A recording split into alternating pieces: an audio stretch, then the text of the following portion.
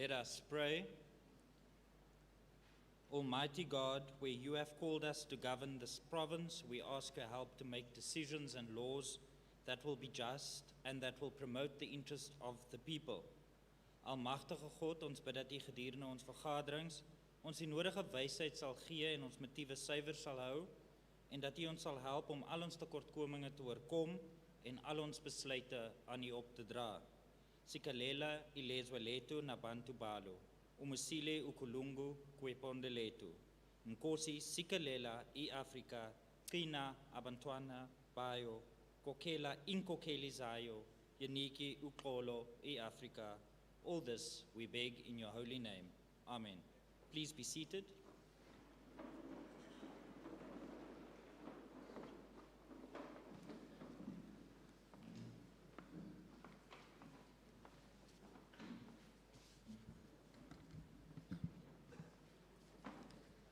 Good morning, honorable members. I would want to take this opportunity to welcome our esteemed guests to the sitting today. Please note that for this sitting, the standing rules of the House will apply. Further, in compliance with the powers, privileges, and immunities of Parliament and Provincial Legislatures Act of 2004, this entire hall, including all visitor seating areas, passages, and ablution facilities, will be regarded as the precincts of the Western Cape Provincial Parliament.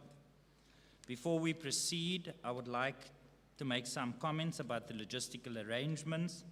Today we have honorable members present in this hall together with the presiding officer and the table staff, and the housekeeping rules for the sitting will be that the sitting shall be governed by the standing rules, and in instances, honorable members, where the rules cannot be applied, the ruling by the presiding officer is final. Honorable members, the quorum requirements for the sitting of the House are as provided for in the Constitution and the standing rules.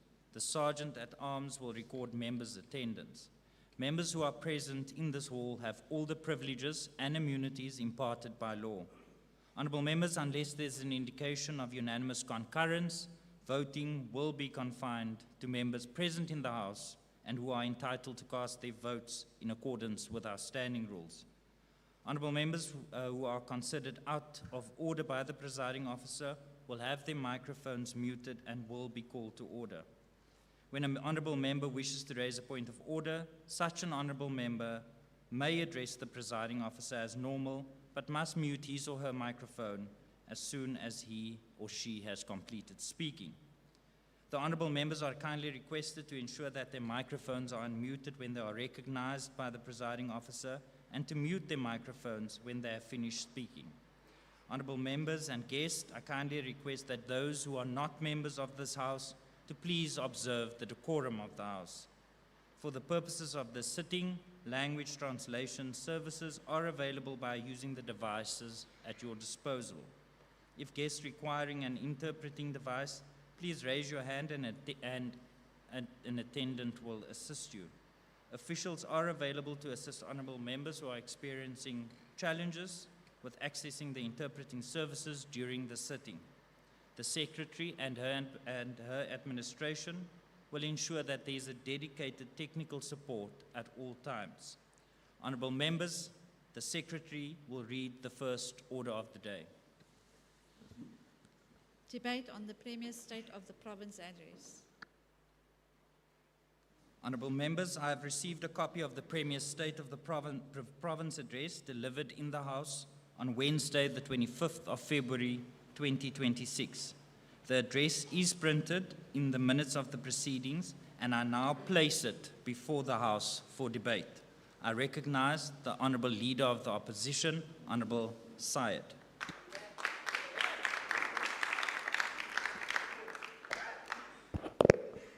Honorable Speaker, honorable members, distinguished guests, residents of the Western Cape. I thank the people of George and the Garden Route for their hospitality and for sharing their lived realities, hopes, and expectations. President Ramaphosa declared 2026 the year of decisive action to fix local government and transform the economy. The Western Cape is not exempt from this call. particularly as communities demand urgency, accountability, and delivery. The State of the Province address must reflect honestly about our challenges, not only confidence in our achievements. The African National Congress enters this debate with a simple question: are we hearing the true state of the province, or a narrative of Western Cape exceptionalism? Beyond the Premier's polished statistics and branding of success, millions face service delivery failure, spatial exclusion, and unequal opportunity, conditions reinforced, not resolved by provincial policy. This is the reality of two Western Capes in one of investment summits, innovation centers, and marketing, and another of unemployment, unsafe communities, inequality, and poverty. A province that works well for some and struggles to work for many. Responsible leadership does not only celebrate success, it confronts inequality. Good governance is measured by whether those furthest behind and brought forward, not by how well the best off perform. Speaker, this month the official opposition undertook a listening campaign and participatory oversight in the garden route, engaging residents, small businesses, farmers, backyard dwellers, civic organizations, and workers.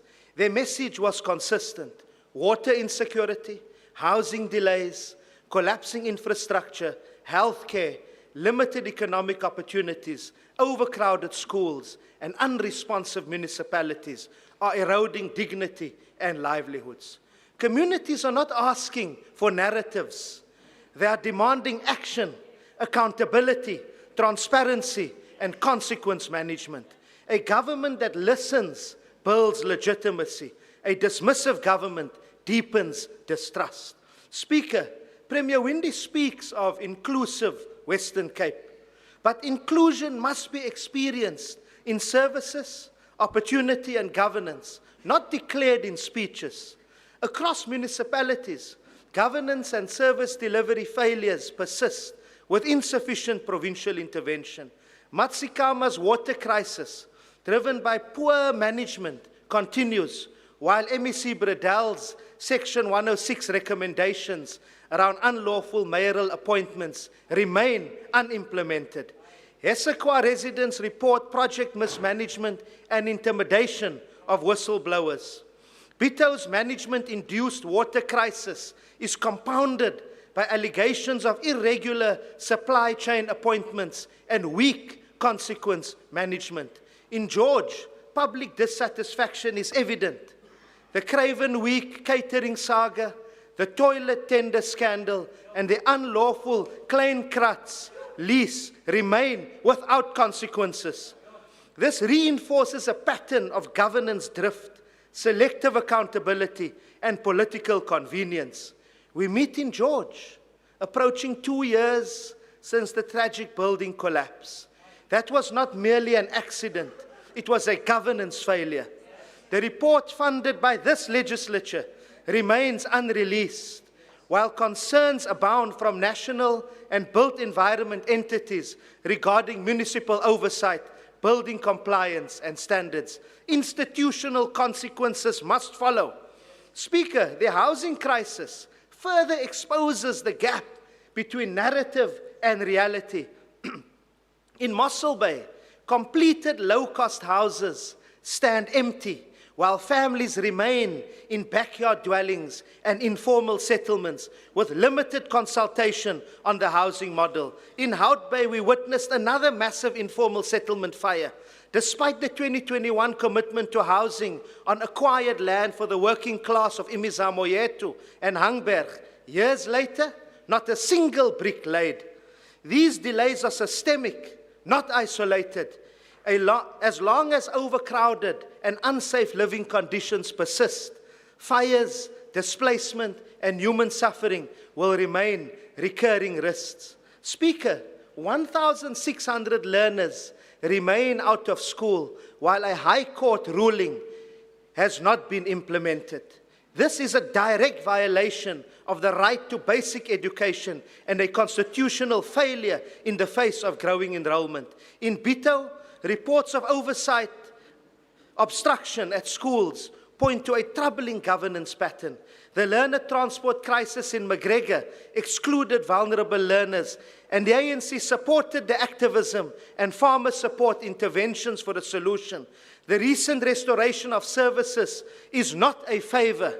It is a constitutional duty, and Wellington remains unresolved. Speaker, in Bito and Neisner, water insecurity threatens tourism, local jobs, economic stability, and is now both a social and economic threat. In Langeberg, repeated shortages and outages stem from years of underinvestment, aging infrastructure, and reactive governance, despite available bulk water supply. When basic services fail, investment declines, and economic confidence weakens. Fixing local government is central to fixing the economy. Speaker, economic growth without structural inclusion entrenches inequality. Township economies remain excluded from mainstream growth policies. Emerging entrepreneurs face procurement barriers, and young people remain locked out of meaningful economic participation. Economic policy must democratize opportunity, building local supply chains and enabling marginalized communities to become producers, innovators, and owners of growth. Youth unemployment remains a defining crisis, requiring alignment between skills development, future industries, and real labor market access. Speaker, Safety Plan 2.0 was developed without sufficient public participation. Communities cannot be policed into safety. They must be partners in building it. We welcome national security support initiatives, but provincial coordination and community-informed implementation are essential for sustainable safety outcomes. Speaker, gentrification in urban centers is accelerating spatial exclusion. In Boerkaap, a daycare serving dozens of children closed without an alternative. Salt River faces similar displacement, deepening cultural and economic marginalization. An inclusive province cannot develop patterns that displaces working class and historically marginalized communities from the city. Healthcare infrastructure facilities, such as Rosemore Clinic, damaged by fire, still reflects delayed responses. Speaker, the GNU demonstrates that cooperative governance is possible. Yet this provincial administration adopts a posture of political distance and selective engagement with national priorities. MEC Mayer's conduct on the One China policy and the provincial consequences illustrates misalignment. Honourable Leader of the Opposition, please take your seat. Honourable Walters, is that a point of order? Honourable Speaker, I wanted to know whether the member is willing to take a question. Thank you very much, Honourable Walters. Honourable Syed, are you prepared to take a question? Only when I'm in the executive. Order, order, order, members. Even as Order, Honourable Syed, I have not concluded the point of order.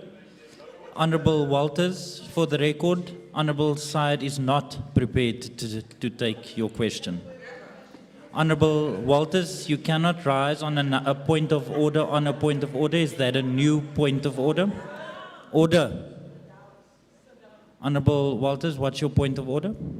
Honourable Speaker, given the answer, I wanted to ask another question. Order. The Honourable Chief Whip of the Opposition, I will recognize you now. Honourable Walters, in terms of the rules, you cannot rise on a point of order when a point of order has already been dealt with. So that is not a point of order. Honourable Chief Whip of the Opposition, is that a new point of order? I'm covered, Chair. You have reminded that one. We are not in a kindergarten here. Thank you, Honourable Chief Whip. Just for the record, that is also not a point of order. Honourable Syed, you may continue, and apologies for the interruption. Even as DA leader John Steenhuisen engages pragmatically with the People's Republic of China as a major trade partner, South Africa's constitutional values are grounded in international solidarity. The provincial government's selective international posture, engaging some while remaining conspicuously silent on Palestine, Western Sahara, and Cuba, contrasts national foreign policy positions. The contradictions are stark. Helen Zille publicly disputed the term genocide in Gaza and our case at the ICJ. Yet the provincial government has acknowledged facilitating trade engagement with Israel. On Cuba, the silence is equally telling. This remains the only province not participating in the Mandela Castro Cuban medical training program, and there has been no clear condemnation of the US-Cuba blockade. An inclusive Western Cape must align with a united South Africa, not selective international positioning that undermines national cohesion and diplomacy. Speaker, the people are speaking. They are calling for accountable municipalities, reliable inclusive growth, and responsive governance. The ANC hears them and stands ready to advance oversight, strengthen public participation, and restore people-centered governance. Let us move beyond branding narratives. Let us confront the reality of two Western Capes Can the and table build staff please one switch Western off the Cape? Thank you very microphone? much. The time has expired. Honourable members, before I recognise the next speaker, I wish to remind you that the time allocations per member has been allocated as printed on the speakers list. Honourable members, I ask you at the beginning of the debate to please work with me. There's time allocated. The digital clocks is a reminder of your time and the remainder of your time. So please, I ask for your indulgence and work, that you would work with me. Can I please also ask the table staff that once the time has expired, to please switch off the microphone if the member has not concluded and continue in the vein of the Leader of the Opposition. With that being said, I now recognize the Minister of Infrastructure, Minister Simmers.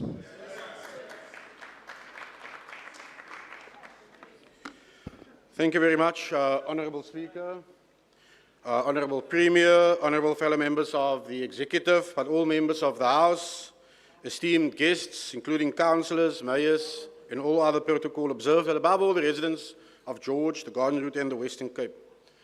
Premier Windy's theme for this year is very clear: getting it done with kindness. But Speaker, let us be clear, and when I say us, I mean we, the governing party of the Western Cape. Kindness is not softness. Kindness is not delay. Kindness is not indecision.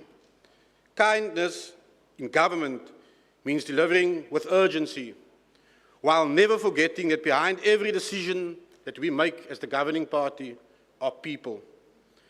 For the Department of Infrastructure, this means three things. We build with discipline, we govern with integrity, and we accelerate delivery. Dit beteken, ons bou nie net vinniger nie, ons bou beter en ons bou met mense in gedagte. Maar kom ek begin by die begin, en dis ons paaie. Roads are not just strips of tar and gravel. They are economic arteries. They connect farmers to markets. They connect workers to jobs. They connect children to schools and patients to clinics. And if we want growth, those arteries must remain strong. For far too long in this country, infrastructure is repaired only once it collapses. Look at Gauteng specifically. In the Western Cape, we maintain before our infrastructure fails. Under our new roads or provincial roads delivery model, we are shifting from reactive maintenance to structured, predictable, accelerated delivery. That is why routine road maintenance contracts have been put in place as of this month to ensure that across this province we protect assets before they deteriorate, we sustain local contractor participation, legal contractors, we support jobs in our communities, and we ensure mobility is never compromised. Therefore, on the 4th of March, we will launch what is called the Roads for You mobile app, the first app of its kind in the country. This is governance innovation in action. Residents will be able to report road-related issues directly, irrespective who the road authority is. Dit verkort die afstand tussen regering en gemeenskap. Dit gee ons mense 'n stem in dienslewering. Dit maak aanspreeklikheid prakties. Ons stel ook binnekort 'n nuwe grys ontginningsmodel bekend. Te dikwels vertraag verkrygingsprosesse en beperkte toegang tot materiaal, noodsaaklike instandhouding, veral in ons landelike gebiede. En hierdie model verwyder daardie knelpunte. Dit beteken vinniger opgraderings, beter instandhouding en groter ondersteuning aan ons landelike ekonomie. And importantly, Speaker, the R300 extension, I'm proud to say, has now been approved. But this is not just another road in this province. It links strategically to the Malmesbury bypass, Van Scoresdrift bypass roads, and is an important enabler for the Cape Winelands Erythropolis. It strengthens freight mobility. It enhances regional integration. It unlocks economic corridors. Infrastructure of this nature, therefore, does not simply move traffic. It moves opportunity for our people. Dit bring my by nog 'n belangrike punt. Ons bou nie net sommer vir bou, Speaker, in die Wes-Kaap nie. Ons bou strategies. The R152 billion infrastructure pipeline the Premier referred to is not some spreadsheet. It is a commitment. It gives investors certainty. It gives municipalities alignment. And it gives our economy momentum. It also packages projects properly. It moves them systematically from concept to implementation. And it creates visibility for funders and private partners.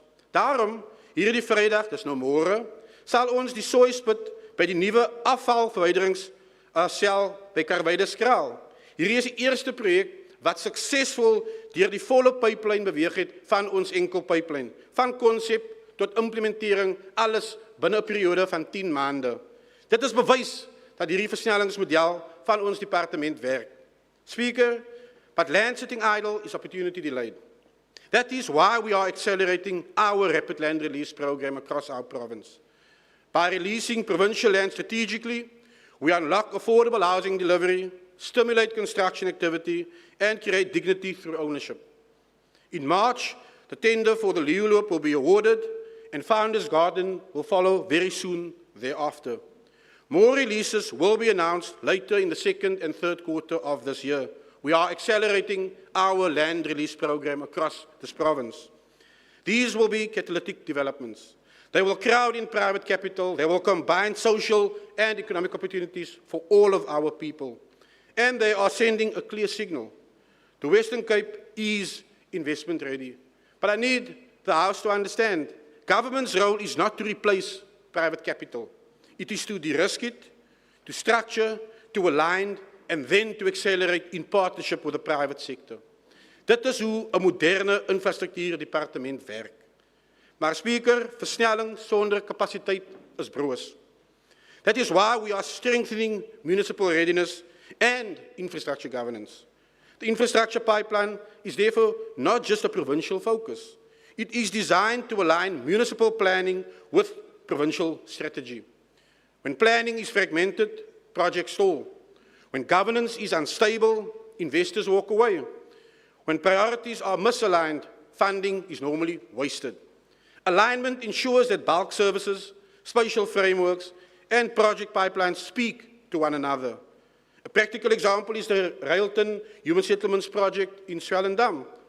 By this department providing bridge funding, we ensured continuity and prevented delays caused by short-term funding constraints to ensure that farm workers and backyarders of Swellendam get their housing opportunity. It's not a tale of two provinces. Kry julle feite reg, asseblief.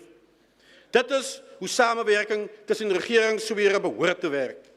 Ons sal ook binnekort beleidsraamwerke aankondig wat beleining met munisipale ruimtelike ontwikkelingsraamwerke verder gaan versterk. Speaker, hier gaan dit oor duidelikheid. Dit gaan oor koherensie. Dit gaan oor geloofwaardige beplanning op munisipale vlak vir ons mense. Speaker, beleggers belê waar bestuur stabiel is. Gemeenskappe floreer waar instellings bekwaam is en dienslewering versnel waar beplanning ernstig opgeneem word. Wanneer ons sê ons doen dit met deernis, we do it with kindness, bedoel ons dat dringendheid, maar ook medemenslikheid nie teenpole behoort te wees van mekaar nie. Behind every housing opportunity is a family seeking stability. Behind every upgraded road is a worker traveling home safely. Behind every catalytic project is a young person seeking employment. Ons kan vinnig beweeg en steeds na ons mense luister. Ons kan durf toon en steeds vertroue bou in ons gemeenskappe. Ons kan belegging ontsluit en ons kan steeds plaaslike regering ondersteun. That is what disciplined, compassionate governance looks like. And Speaker, infrastructure is not just about cement. It is about confidence. It is about dignity. It is about economic freedom for all in this province. Our new roads delivery model accelerates mobility and growth. Our 152 billion rand pipeline unlocks investment and jobs. Our municipal support strengthens governance and sustainability where it matters the most for our projects to land. We are not waiting. We are not hesitating. We are not reacting to crisis. This province, under this party's leadership, are planning.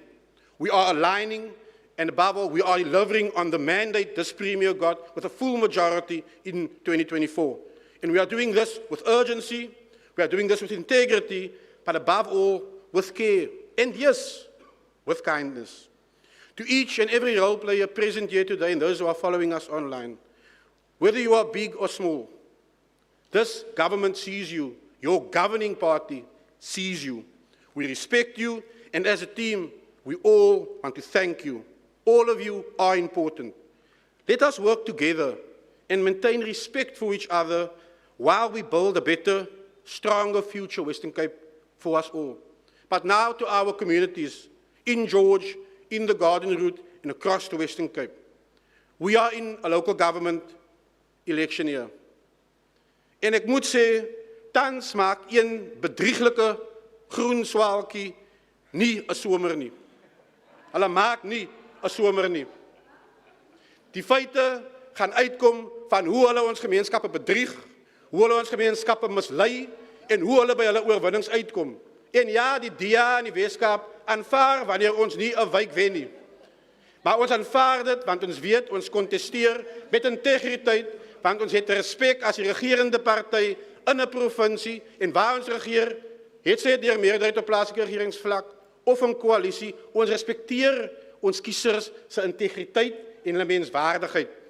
En daarom wil ek vir ons kiesers vra, wanneer u later in die jaar in die stembus in die lyn gaan staan en wanneer partye in hierdie provinsie aan u deur kom klop, onthou asseblief een ding. We need to maintain our momentum through stable governance at local government. You have seen the failures of where you split your vote to give us, sadly, coalition governments that fail. Look at Theewaterskloof. Speaker. Look at Neisner. And I can go on and on and Achtbare on. Minister. I will respect Order. the decision Order. of the voter. But those decisions do come with Order, Honourable consequences. Minister. Please take your seat. Order, members. Order. Order, members. Order. Honourable Nkondlo, Honourable Michaels, Honourable Chief Whip, there is a point of order by the Honourable Petrus, so I'm first going to deal with that point of order and then I will recognise you. Honourable Petrus, is that a point of order? Yes, Chairperson. Speaker, are we now in a political election campaign meeting? Or are we reacting on the speech of the Premier? Thank you very much. Order, Because members. that is far from the speech of the Premier. Thank you very much. Honourable members, the point of order raised by Honourable Petrus is in fact an important one for me to rule on for the remainder of the debate. In fact, Honourable Petrus, this is a political debate, so I do allow a bit of latitude when it comes to inputs. But I will also remind members that please draw reference to the Premier's State of the Province address, as this is the reply or the debate on the initial debate. But I am listening carefully. But just for the record, this is in fact a political debate. Honourable Chief Whip of the Opposition, is that a point of order? Just want to know, Speaker, if the MEC will take a question on housing. Just a short one. Thank you very much. I will ask the MEC Minister, are you prepared to take a question? Honourable Minister, can you just rise and then inform me for the record? No, Speaker, there's a standing committee for that. Thank you. Thank you very much. The Minister is not prepared to take a question, Honourable Barnes. Honourable Minister, you may continue. Speaker, thank you very much.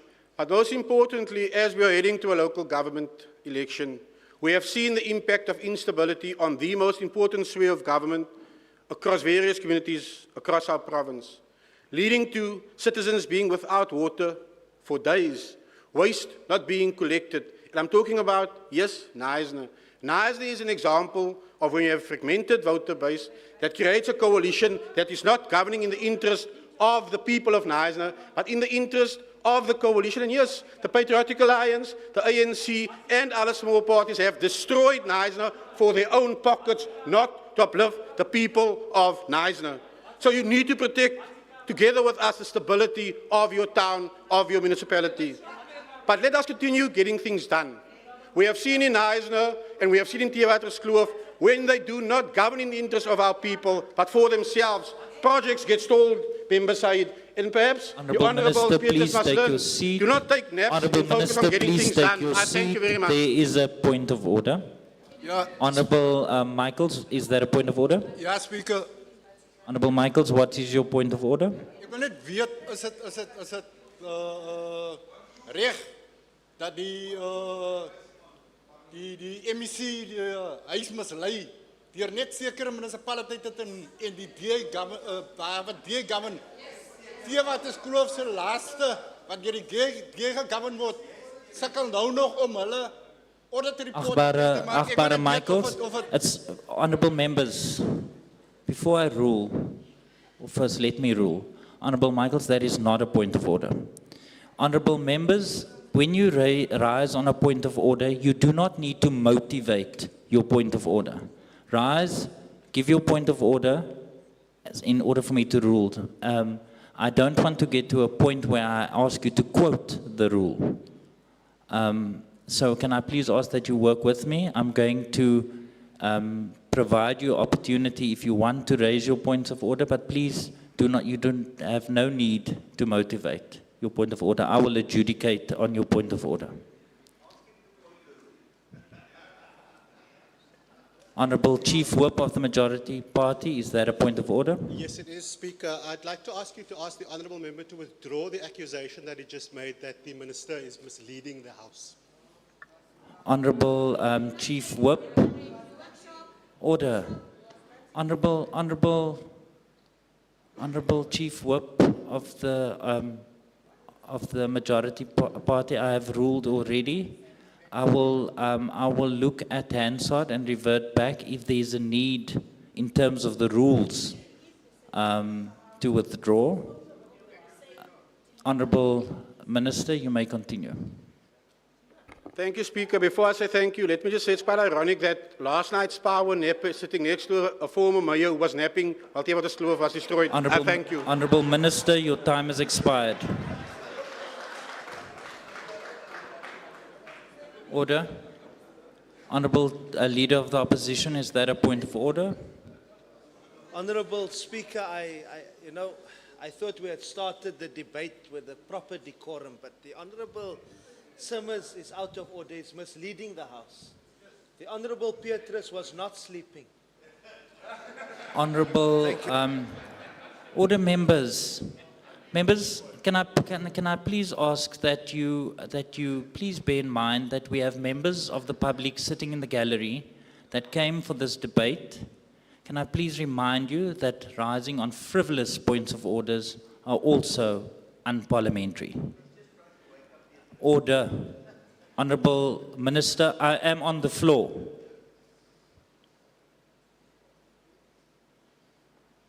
Honourable members, we have just started the debate.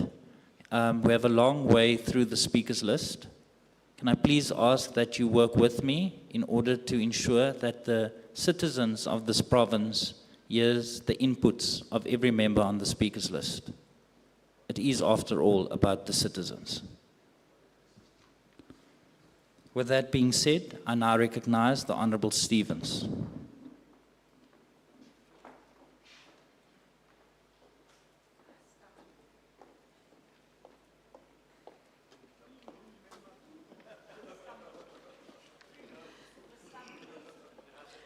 Honourable Speaker, Honourable Premier, Honourable Members and distinguished guests, I greet you all in the wonderful name of our Lord and Saviour Jesus Christ. We rise today as the Patriotic Alliance after carefully listening to the SOPA 2026 yesterday. And Speaker, let us be honest and transparent from the very start. The speech we heard, much like the one last year, once again does not match the lived reality of our people. Outside of this chamber, there is no celebration. There is fear, there is frustration, there is anger, and there is a growing belief that this government has become comfortable with failure and constant promises. Our people do not need beautifully written and rehearsed speeches. They need action. They need a government that works for them and not for the select elite few. Our province is bleeding, Honourable Speaker, but before I proceed, I elaborate on this statement, I want to thank two individuals today. Firstly, our President of the Patriotic Alliance, Honourable Minister Gayton McKenzie, for taking the cries of our people to Cabinet, ensuring that coloured lives matter too.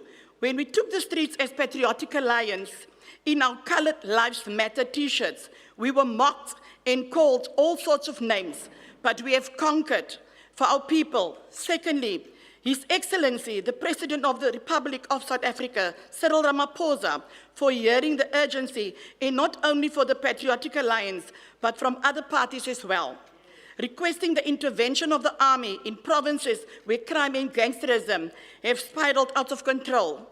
We said army or nothing, and the army is coming.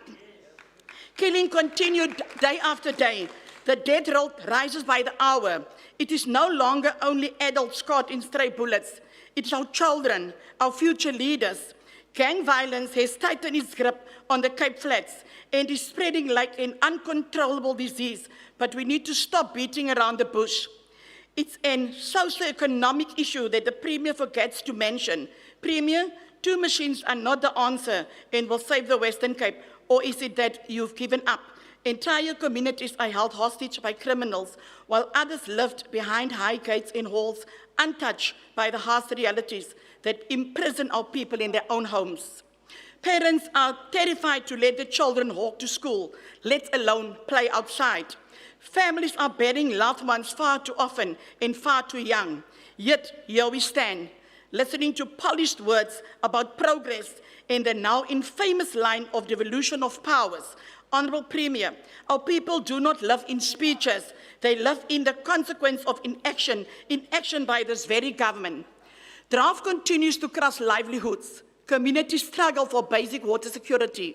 We hear about dam levels dropping again, about water becoming a luxury instead of a basic need. We are drowning in plans and strategies, but starving for visible results. Reports do not quench thirst. Presentations do not feed families. People need action, and they need it now. Our healthcare system is in a deep crisis. Hospitals are overcrowded and understaffed. Patients sit for endless hours in pain. Clinics run out of medication. Ambulances are delayed while lives hang in balance. Kraaifontein Day Hospital has not had doctors for 3 weeks. 3 weeks, Speaker. Patients are told to return when a doctor is available. When? How? Why? I don't know. The elderly and vulnerable feel abandoned by a system meant to protect, nurture and heal them. This is not a minor issue. It is a humanitarian failure unfolding in plain sight. Caledon Hospital is once again proven to be a serious disappointment to our public health system. The service delivery is unacceptable. The management appears ineffective, and the consequences are devastating for the people who rely on this institution for urgent medical care. Yesterday, a mother rushed a teenage daughter to the hospital while she was experiencing seizures and running an extremely high temperature. Instead of receiving immediate medical attention, she was told to wait because it was allegedly not an emergency. She waited nearly 12 hours while the child was in distress. Eventually, out of desperation In fear for the daughter's life, the mother had to find means to take her child to a private doctor. This is not just poor service, this is a failure of duty. Rosemore Clinic burned down 3 years ago, and up until today, nothing has been done. Even after the visit from the minister, our communities deserve better. Education is another disaster we can no longer sugarcoat. Last week, the WCED delivered a beautifully painted presentation at our committee meeting, one that was as long as the waiting list our children sit on. We were read a presentation that could have been an email. Is this what our education systems has come to? Schools are bursting beyond capacity. Teachers are overwhelmed. Resources are stretched thinly. Local children struggle for placement, while poor planning and unmanaged migration place further strain on an already collapsing system. It cannot be right for foreigners to get preference over our own children. Some schools have more foreigners than South Africans. We are gambling with an entire generation, and the cost will be paid for decades. SASA continues to fail the very people it was created to protect and sustain.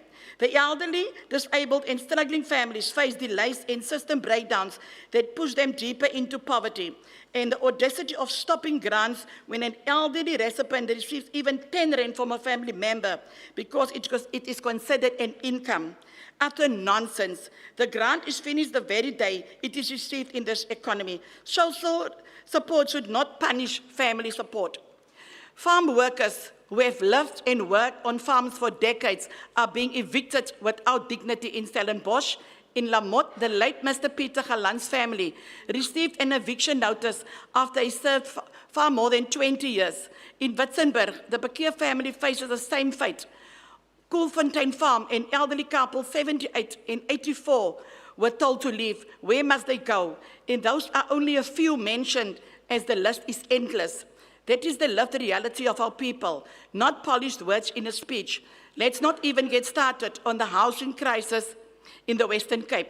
Law enforcement and Metro Police are losing public confidence. Communities feel unprotected. Criminals embroidered. And may I ask, what is the purpose of a new Metro Police officers? To make noise? To drive up and down in their new polo vehicles? As we can say, we see them visibility without impact means nothing. When citizens stop believing the law will defend them, the social contract begins to break. We are dangerously close to that point. But we must also speak about what happens in this chamber, the constant disrespect, the shouting, the insults, the bullying, and especially towards women in the opposition. This disgraceful fight is not leadership, it is democracy, it is chaos, it is a province battling lawlessness. We send the worst message possible. If we cannot model discipline and respect ourselves, we cannot condemn chaos outside these halls while performing inside them. The Patriotic Alliance is tired of blame shifting and political theatre. Our people are tired. They want safety in the streets. Honourable Stevens, your time has expired. Dignity in the hospitals. Honourable Thank you. Stevens.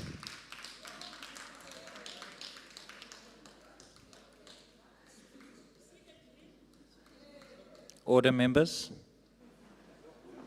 I recognise the Honourable Minister of Local Government and Environmental Affairs, Minister Bradell.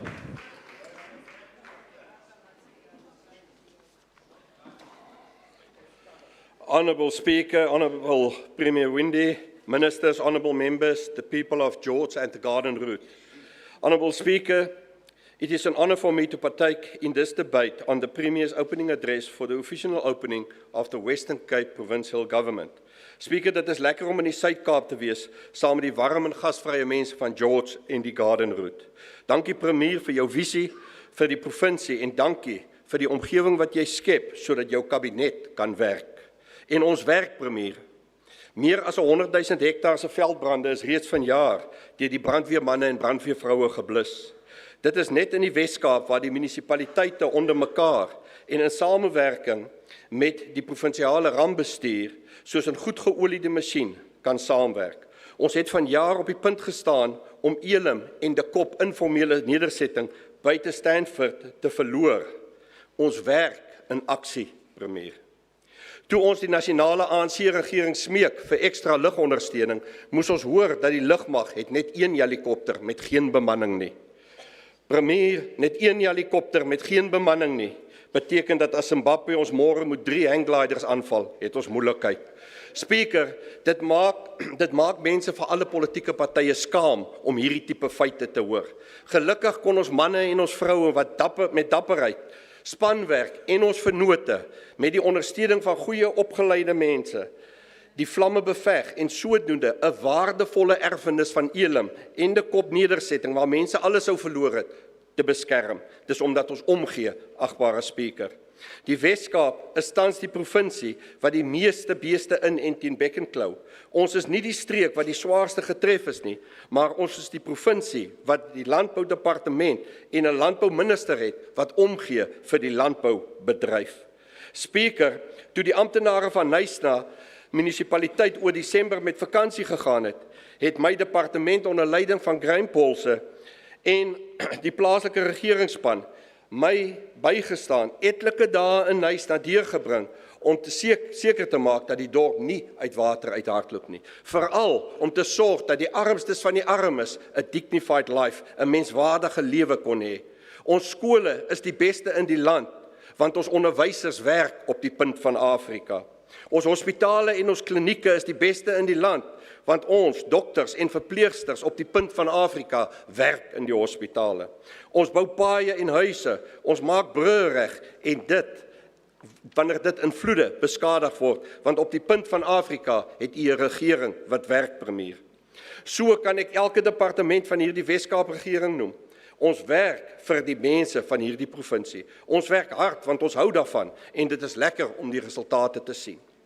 Die Wes-Kaap is die provinsie wat jaar na jaar die beste finansiële bestuur erken word deur die ouditeur-generaal. En ja, die ANC gaan sê ons kan nie skoon audits eet nie, want hulle hou daarvan om korrupsie te eet. Agbare Speaker, die laagste werkloosheidssyfers 18% in die land. Agbare Speaker, 93.000 werksgeleenthede is geskep in die land. Maar nou is dit ook ongelukkig so, agbare premier, dat as jy nie werk nie, jy ook nie resultate sien nie. In Knysna is minder as 'n uur van George. Vir te lank het die ANC-koalisie regering daar gesit en nie gewerk nie. In plaas van werk het hulle gesit en konkel en dinge gedoen daar waar die lig nie skyn nie. Die resultaat is 'n dorp wat in 'n lowergroen area is, maar hulle kan nie water aan hulle inwoners verskaf nie. Hulle pompe is stikkend, hulle pype is stikkend, hulle dorp stink, want hulle vullestelsel het gebreek. Hulle riool op in die lagoon, dis 'n skande, agbare Speaker. Agbare Speaker, daar is ander mense wat ook nie hulle werk doen nie. Ons het 257 munisipaliteite in Suid-Afrika, waarvan 41 verlede jaar skoon audits gekry het. 20 daarvan was in die Wes-Kaap.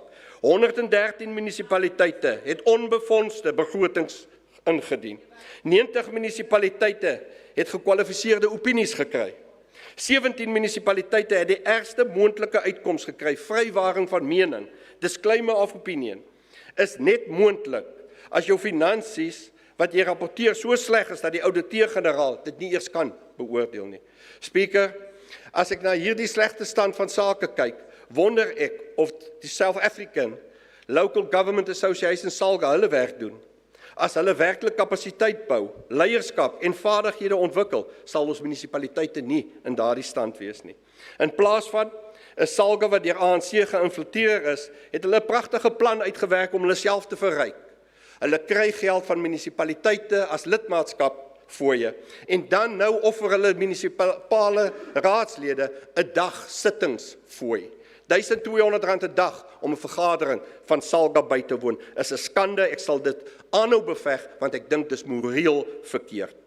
Speaker, na 30 jaar van ANC bestuur word basiese dienste soos elektrisiteit, water, vullisverwydering, paaie, hawens, skole, hospitale as wonderwerke voorgehou vir die land.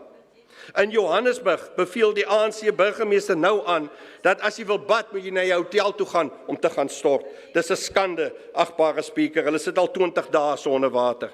Johannesburg was eens die ekonomiese hartklop van Afrika. Dit was die goudstad genoem. Nou is dit net nog 'n ANC verleentheid. Ek hoor Matsikama was nog een dag uit water uit nie. Agbare spreker, maar dis die leuns waarmee die ANC rondloop, want al wat hulle het is leuns. Dit is 'n skande as ek kyk na ons oppositiebanke en ek sal my kop eerder in skaamte laat sak as wat ek nou 'n geraas maak. Spreker, die ANC probeer hierdie leuns verkondig dat Bito uit water uithardloop.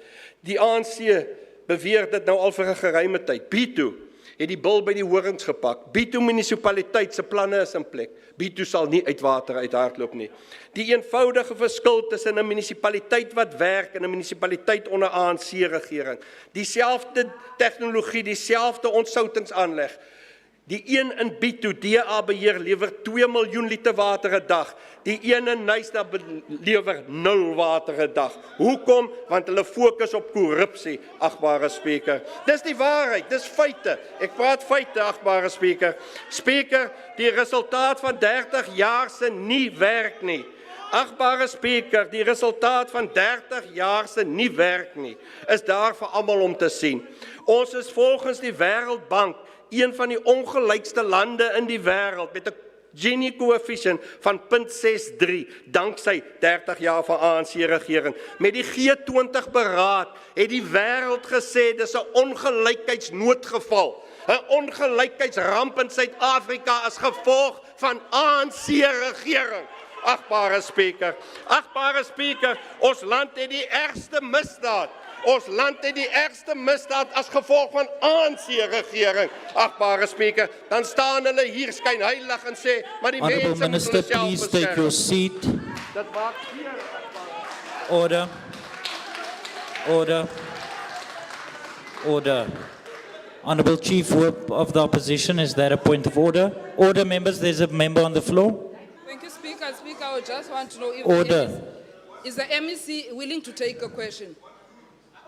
Please take your seat. Honourable Minister, are you prepared Yes. to take a question? The Minister is prepared to take a question. Please pose your question, and can the table staff continue the time?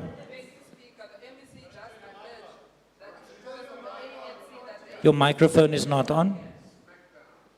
The MEC just alleged in this meeting to say that it's because of the ANC that there's crime in the Western Cape. Can he just tell Parliament today what have the DA done in terms of crime in the Western Cape with statistics that can be proven? Thank you very much. Honourable Minister, you've Honourable captured the Speaker, question. I know it hurts, but the truth. Hulle sê in Afrikaans, vertel die waarheid, dit sit jou vry, dit maak jou vry. Agbare Order. spreker, die ANC het nie ons polisie gekapasiteer nie. Die premier het 'n plan op die tafel gesit. Die premier eksperimenteer met daai plan. Ons het in die stad Kaapstad ons eie polisie gedoen. Ons kan 'n lang lys noem, maar my tyd hardloop uit. Ek moet nog eers 'n bietjie pak gee, agbare spreker. Agbare spreker, ons amptelike werkloosheidssyfer is 31%. Die uitgebreide werkloosheidssyfer is 42%. Is 'n skande in die oë van die Here dat ons sit met 42% van ons mense wat nie werk het nie. Ek weet nie hoe die ANC daai mense in hulle oë kyk nie, agbare spreker. Speaker, we are already a water scarce country and climate change is going to hit us hard. It's going to become hotter and drier. Over the past decade, the Western Cape saw a 19.6% increase in population. Mense vlug na ons toe, want hulle kry iets hier, agbare spreker. Hulle vlug weg waar die ANC regeer, want hier kry hulle dienste. It is estimated that over the next 10 years, another 1.2 million people will move to the Western Cape. It's going to be difficult, but we need to get ahead of this curve. Therefore, under the leadership of Grain Paulsen and HOD Gerard Gerber, and also I must mention Treasury, HOD Yolanda, because with their support, they help us to develop the Provincial Water Resilience Plan, Honourable Minister, a please crucial take your plan. seat. Please take your seat. Honourable Leader of the Opposition, is there a point of order? Chair, just in line with the reminder that you gave last night, that the audience should not be clapping during this particular debate. Can you just remind the audience, please? Thank you. Thank you very much. Honourable Minister, there was a point of order. Please take your seat. Is nooit Honourable lekker om- Minister, please take your seat. Honourable Minister, I have not ruled yet.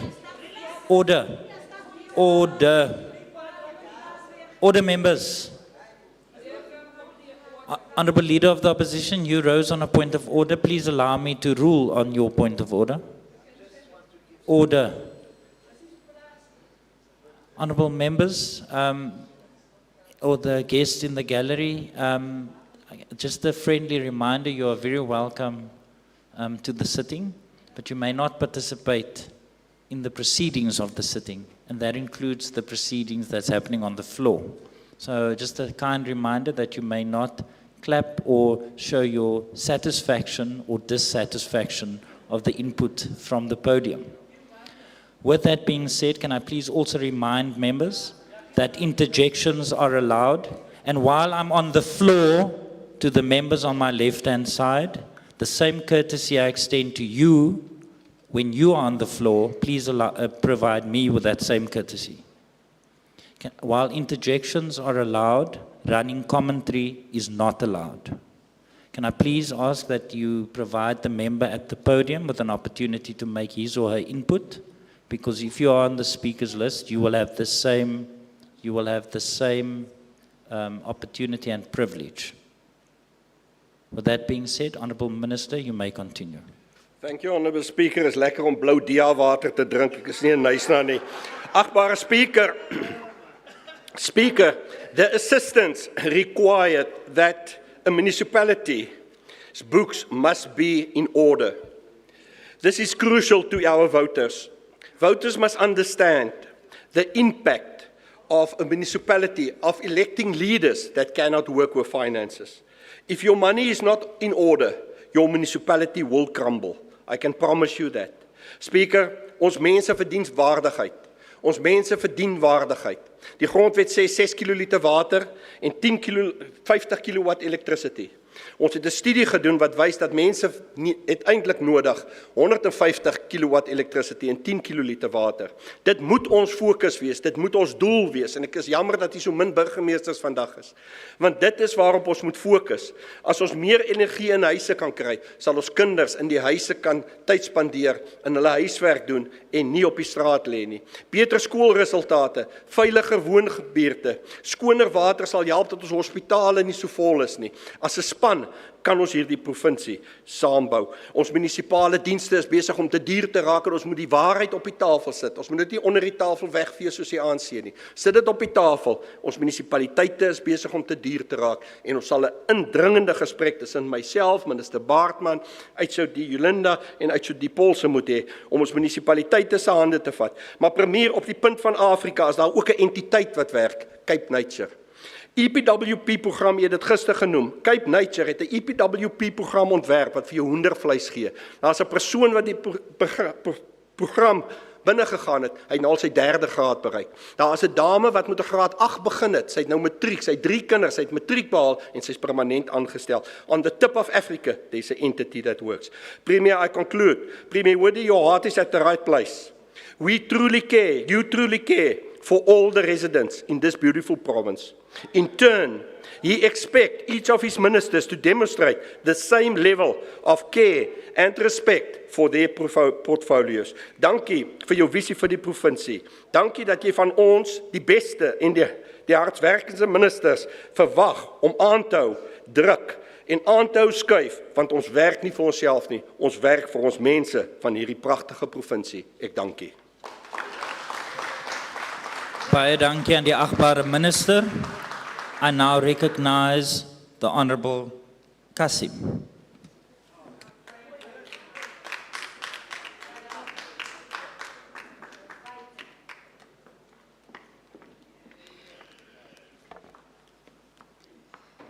Thank you very much, Speaker, and greetings to all.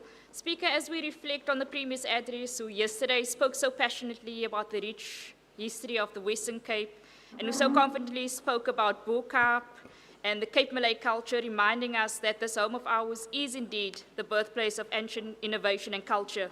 But Speaker, with all this poetry in his 2-hour-long speech, we were somehow waiting and hoping that somewhere will be honest by reminding us that it is exactly his DA government who continue to challenge and erase the beauties of our culture here in this province.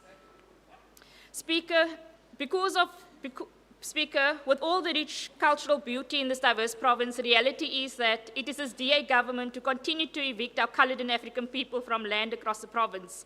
Speaker, it is his government who are currently auctioning off land in Cape Town, which include the iconic Guru Centre, which holds so much cultural history for our people of the Cape. Speaker, it is also his DA government to continue to harass places of worship by silencing the call to prayer with letters of noise nuisance. Speaker, it is his DA government to continue to create obstacles which include systematic discrimination against the minstrel associations, as we have seen in Cape Town. But even worse, Speaker, it is also this DA government who are at the forefront of exclusion from land, failing to adequately address historical injustices. Speaker, while the list continues for cultural discrimination in this province, the Premier went a bit further and painted a picture of success under this DA government right here at the tip of Africa. Yes, Speaker, the Premier is correct. At the tip of Africa, there's a place where human spirit is as vibrant and where culture echoes through colorful streets, as he mentioned.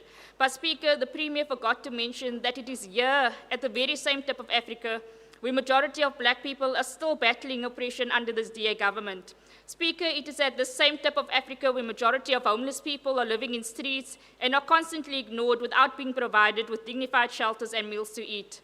And while not much was said about homeless people in yesterday's SOPA, we are also constantly reminded by this DA government through the departments and committees that not all homeless people want to live in shelters provided by the province. But the reality is, not all of them have been approached with this opportunity. We know that since 2020, about 30 families have been living in tents and shacks on the pavement in Observatory. And this is just one example, Speaker. And instead of assisting these families by providing them with dignified homes, this DA-led city of Cape Town has been, and the government has been in and out of court attempting to evict these same families from a piece of land without success. Speaker, whilst touching on the issue of housing opportunities, which were created since 2009, in the same breath, the Premier fell short of announcing the housing backlog in the province, which are currently tilting towards 1 million housing opportunities still needed by our people, and not forgetting the corruption when it comes to handing over those houses, specifically in DA municipalities. Speaker, this year, the Premier surprisingly remembered to touch on gang violence on the Cape Flats. But it was obvious that he was not going to be honest to acknowledge the failures of his safety plan, which was supposed to eradicate crime in this province. However, the Premier, as usual, spoke about the failures of SAPs in the efforts to combat crime, and further stated that he cautiously accepts the deployment of military in the province. However, in the same breath, he forgot to also mention the failures of his so-called safety plan, which cost the province millions of rands without producing anything in return. Speaker, Cape Town Central Police Station still remains at the top of the police stations with the highest number of crime incidents reported in the entire country. The province also features a number of townships in the top 30 stations with the highest number of reported crimes in townships such as Mitchells Plain, Mfuleni, Kraaifontein, and Worcester. But with this being said, Speaker, the Premier does not realize that it is not only the Cape Flats who needs intervention when it comes to gang violence and an increase of crime, because the reality is that in many parts of this province, including here in George, residents are held hostage daily due to crime, and it should be about time that this government gather capacity in order to multitask in more than just the Cape Flats. It is also important to note that crime can not only be policed away, Speaker, as it is a symptom of serious underlying problems, which include the exclusion of African and colored people from the economy. Because when this DA speaks about investments in our black communities and townships, all they are saying is that they are giving money to their friends to run infrastructure projects. Speaker, whilst the Premier celebrated 93,000 new jobs created in the sector such as trade, hospitality, agriculture, construction, and manufacturing within the province, the reality is that majority of those job opportunities pay small salaries. Most employed people in the province continue to remain poor as a result of earning these small salaries whilst working as cleaners, waitresses in the hospitality industry, as well as those who are exploited on a daily basis picking up grapes in the agricultural sector. So before one brag about job opportunities being created, they must also show the quality of those job opportunities and whether they offer the nature capable of moving one out of poverty. Speaker, families of construction workers who died whilst working on the George building, which collapsed a few years ago, are yet to be compensated after losing breadwinners. The investigations relating to the collapse of the building is also thrown under the carpet, despite this DA-led provincial government claiming that it will create its own independent investigation on the cause of the collapse. Speaker, whilst the Premier celebrated the success of Go George bus services, he omits to mention that There is nothing done by this provincial government to assist those within the taxi industry. It is not every town which has bus services such as the Go George services in the province. There are remote areas which continue to battle with issues of transport as a result of government not willing to assist in the taxi industry. Speaker, it is the EFF's position that vacant and unused land and buildings should be positively utilized in projects that enrich service delivery and assist our people. But in conclusion, Speaker, here on the tip of Africa where the DA governs and brags about a government who works for all, reality is that that very same government has not the lived realities of most of the province, and our people in the poorest of the poorest communities continue to wait for the day that they will be heard and for a government who actually works for all. Thank you. Thank you, Honourable Kasim. I now recognize the Honourable Wessels.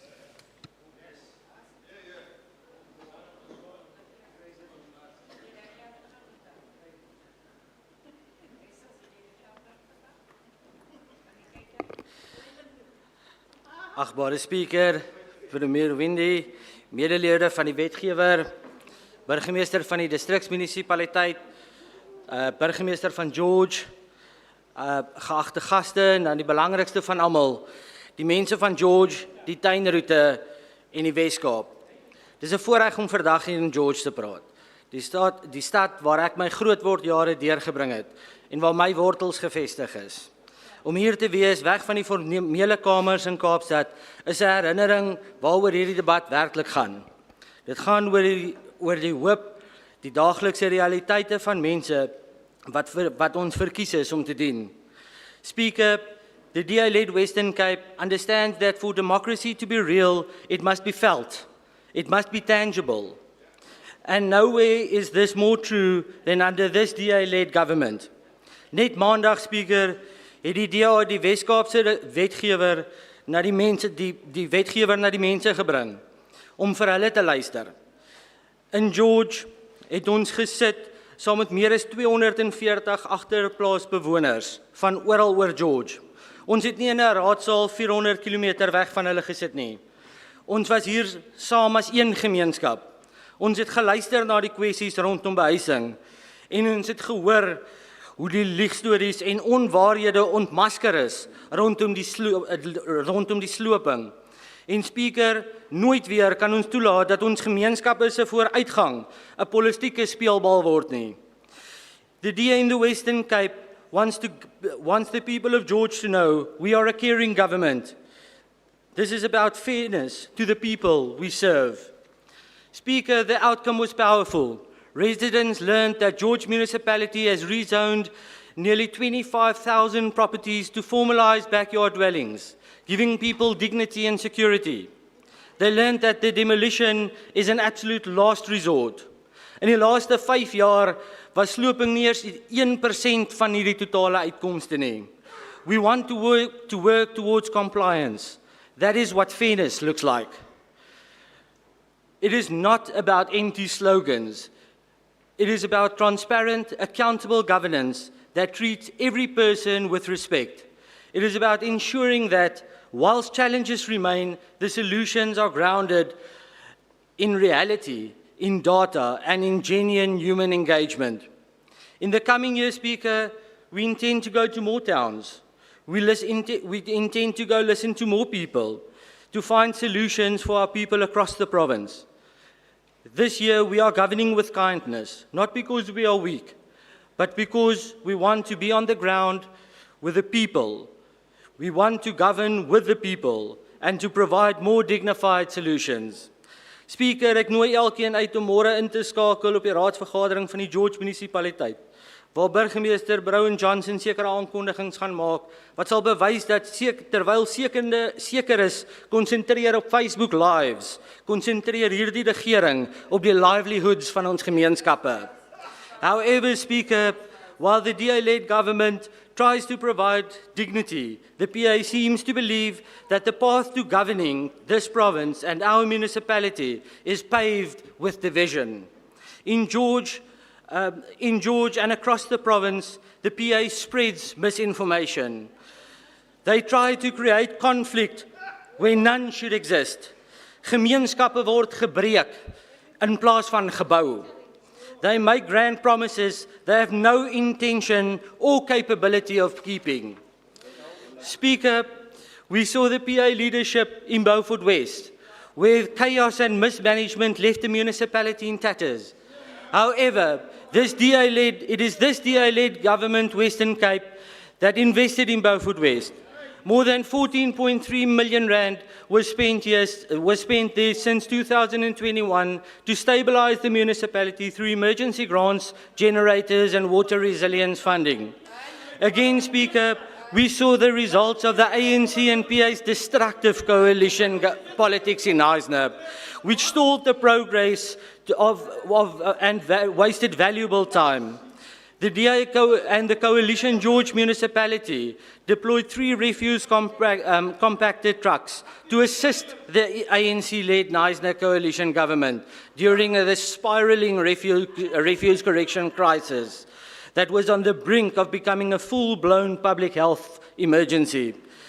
As the Eisner municipality under ANC-led coalition grapples with water outages, the DA coalition governs George stepped in to provide 105,000 litres of critical water to assist, showcasing the stark contrast and the commitment to serving all the residents. Dit is die DA se mandaat, ons werk vir ons mense. Once again, Speaker, we saw the ANC and PA empty promises in Theewaters Kloof. Theewaters Kloof has required over 5.4 million in support since late 2024. With the recovery process still in early stages, it is the Western Cape government that provides the support because we must fix the mess that other political parties leave behind. Die PA en die ANC se bestuursvermoë spreek boekdele.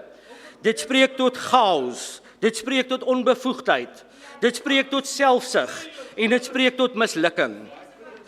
But Speaker, the people of the Western Cape are far too smart for this. As they know, leadership is not about raising issues loudly, it is about resolving them effectively. Vessels, please take your seat. I recognize Honourable Chief Whip.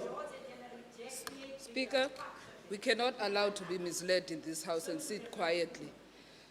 The Honourable is speaking here saying that that Beaufort West is stabilized. As we speak now, my waste has not been removed in Beaufort West 2 weeks ago.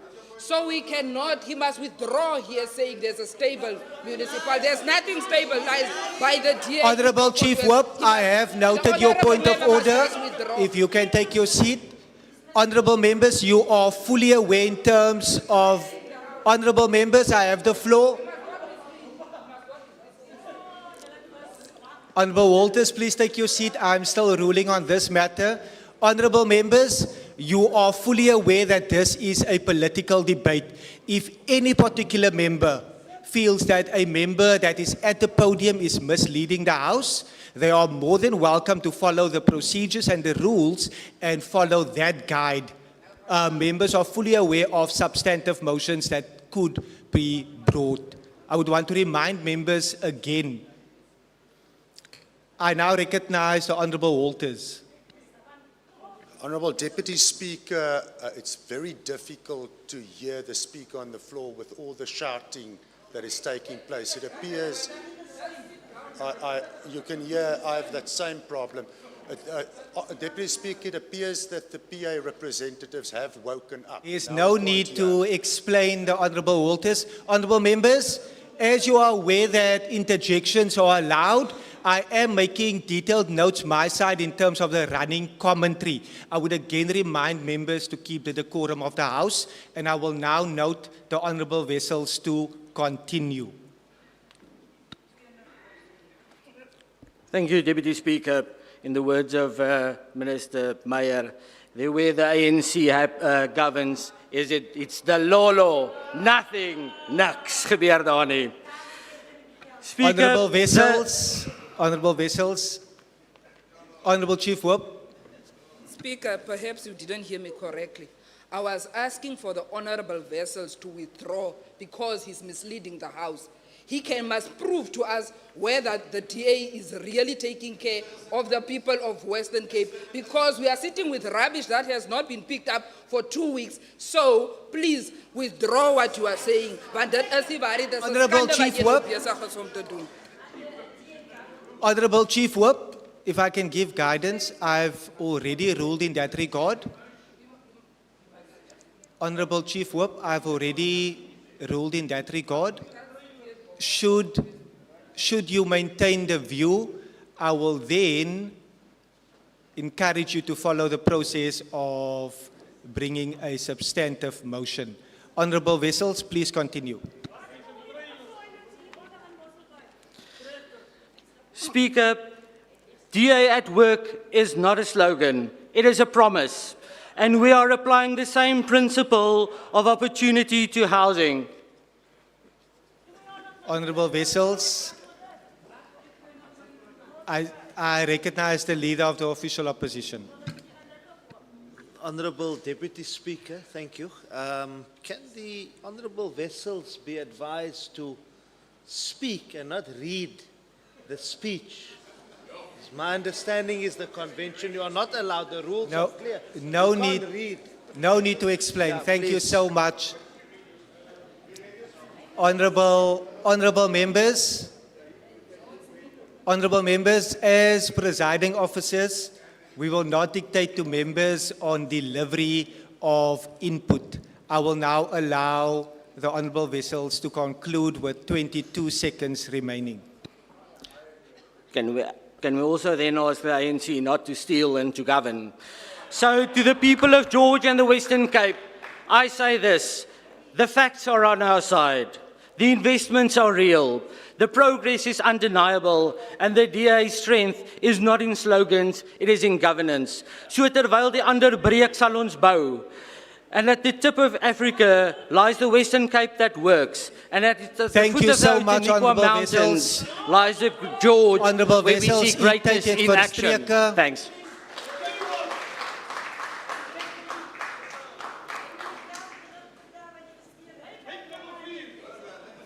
I now recognize the Honourable Michaels.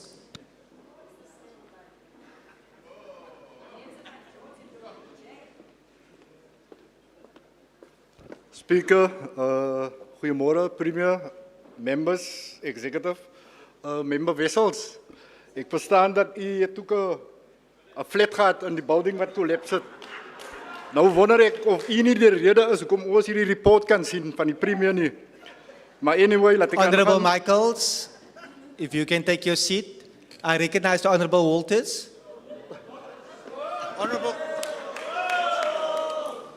Honourable Deputy Speaker, I'm getting a bit of adulation, so I don't know whether you're hearing me.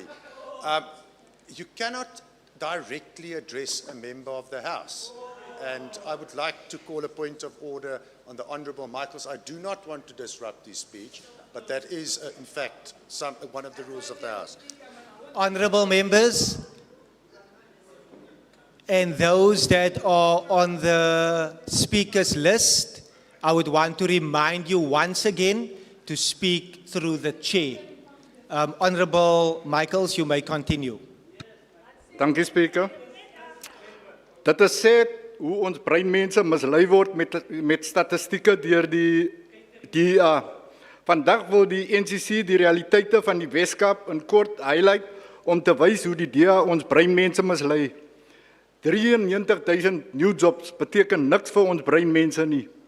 93,000 new job mostly vir buitelanders.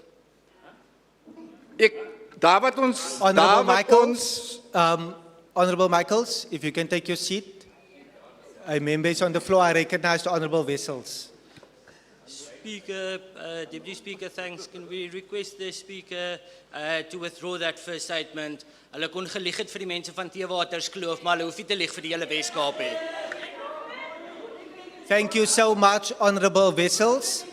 I will apply my mind, and if need be, I will revert back to the House after I have checked the Hansard.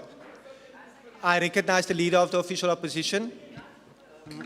Honourable Deputy Speaker, I think it's double standards. The Honourable Wessels did not withdraw his misleading statements when he misled the House. And just for him to remember, he must read Rule 57 around reading. Yeah? Thank you.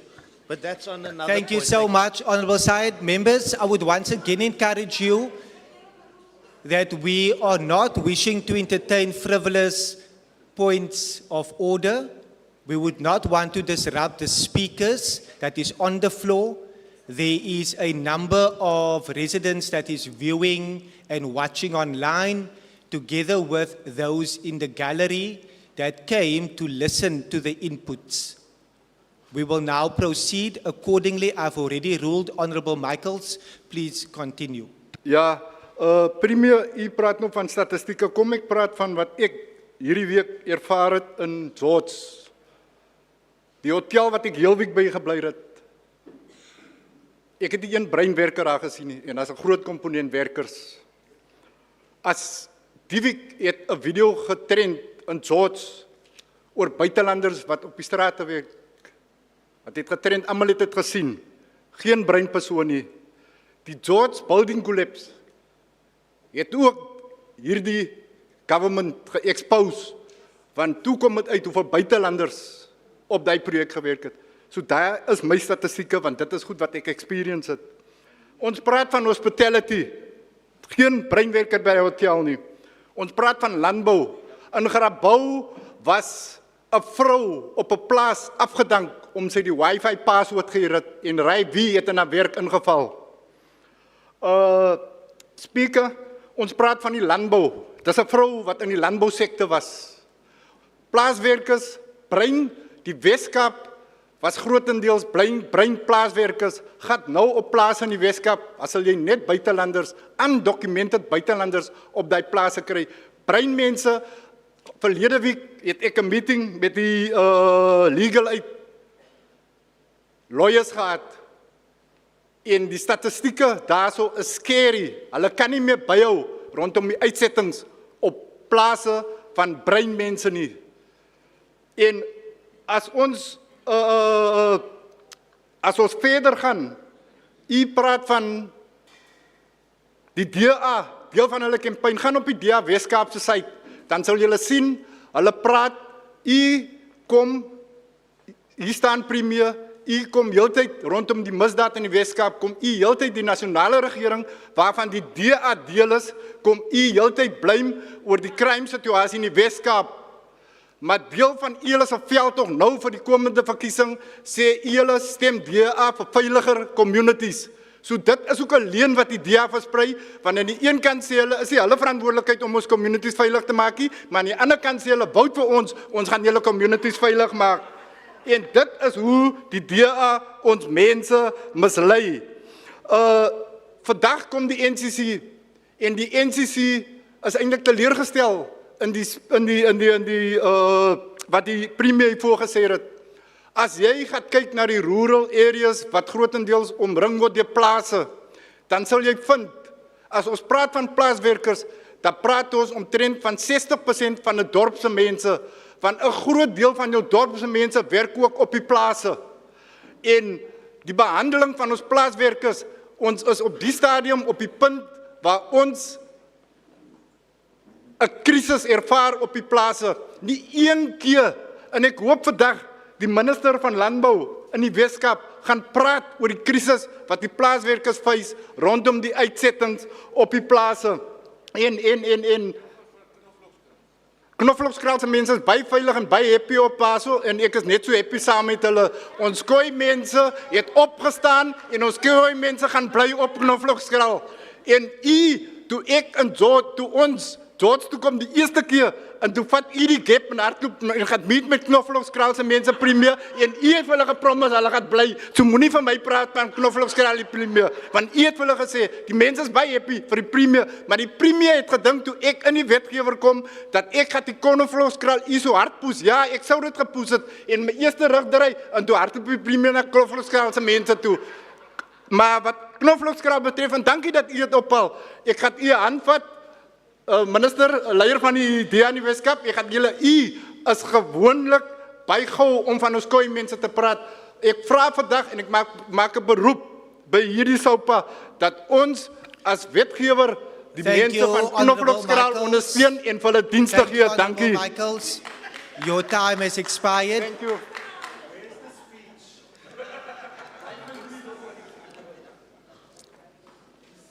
Honourable members, we will proceed. I recognize the Honourable Dr. Umbombo.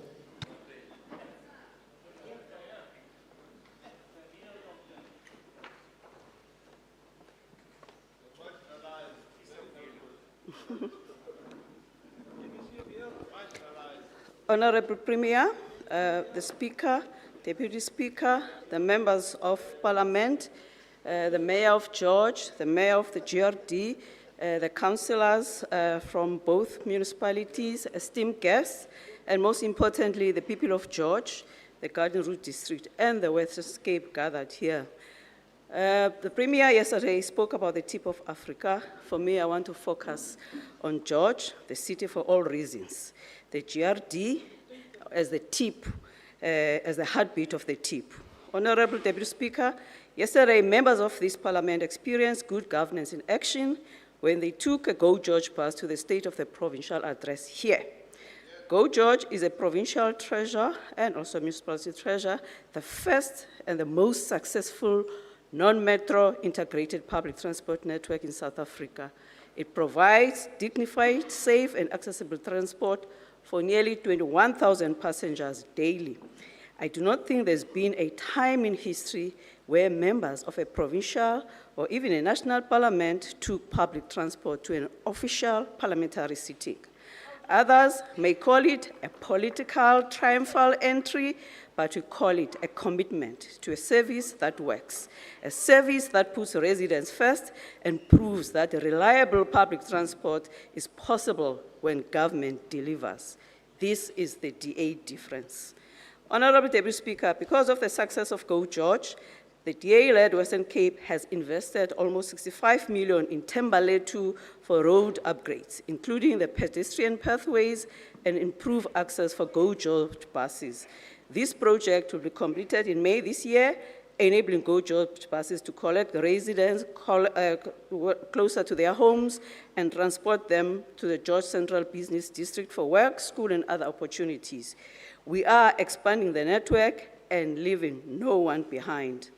While we upgrade the roads, we're also creating jobs for local residents. This project alone has created 55 local jobs, a job for Abantu Betu to provide for their families. During our oversight visit to the site, the people of Thembalethu expressed their appreciation for these upgrades. This is a win for Thembalethu and a clear demonstration that we deliver in every part of the province.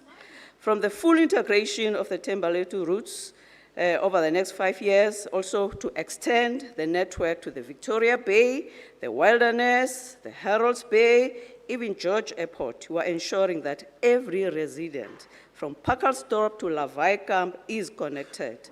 Furthermore, Deputy Speaker, this DA-led Western Cape government is breaking down barriers.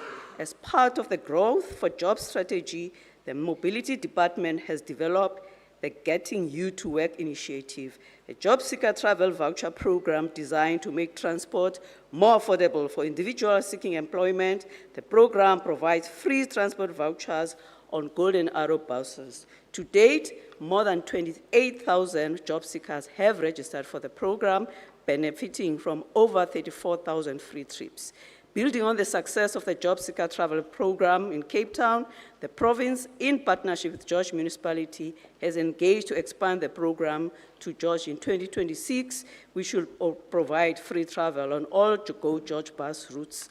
Approximately 7,500 job seekers, including all the residents, will be able to benefit. Honorable Deputy Speaker, in Pakkersdorp, Provincial Mobility Department has improved road infrastructure to reduce pedestrian fatalities. The project included bus stop shelters, AI cameras to collect data, lighting and cyclic lanes, which is about 17.6 million. It took them 8 months to complete and has created 30 local jobs because here in the Western Cape, we improve the lives of the people with the people.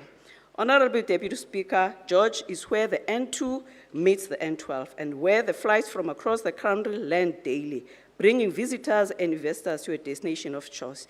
Visitors are drawn to world-class attractions like the golf courses, adventures experience across the Oteniqua Mountains and the region's exceptional natural beauty.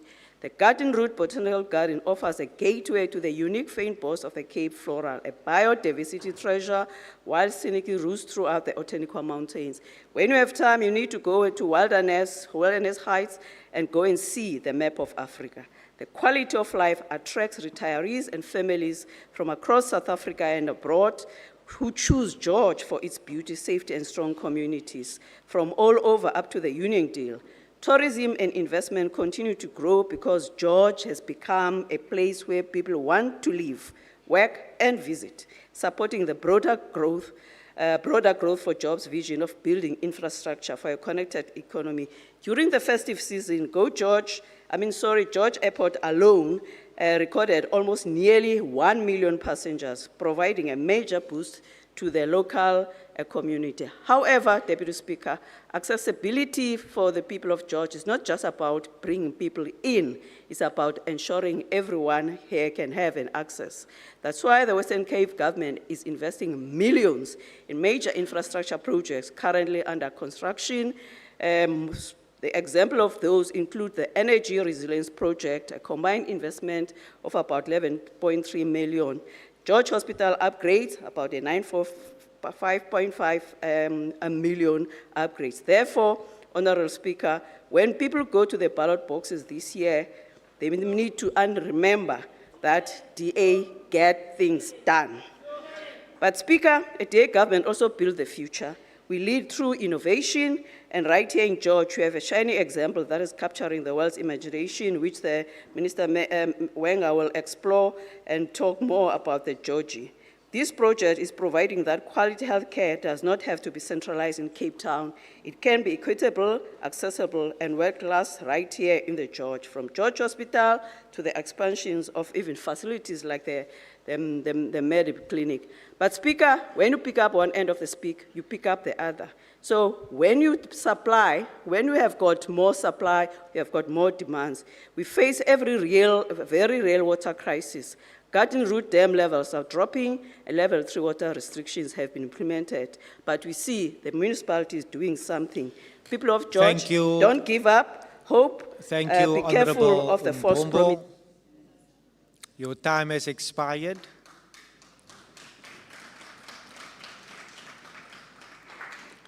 I recognize the Honourable Nkondlo.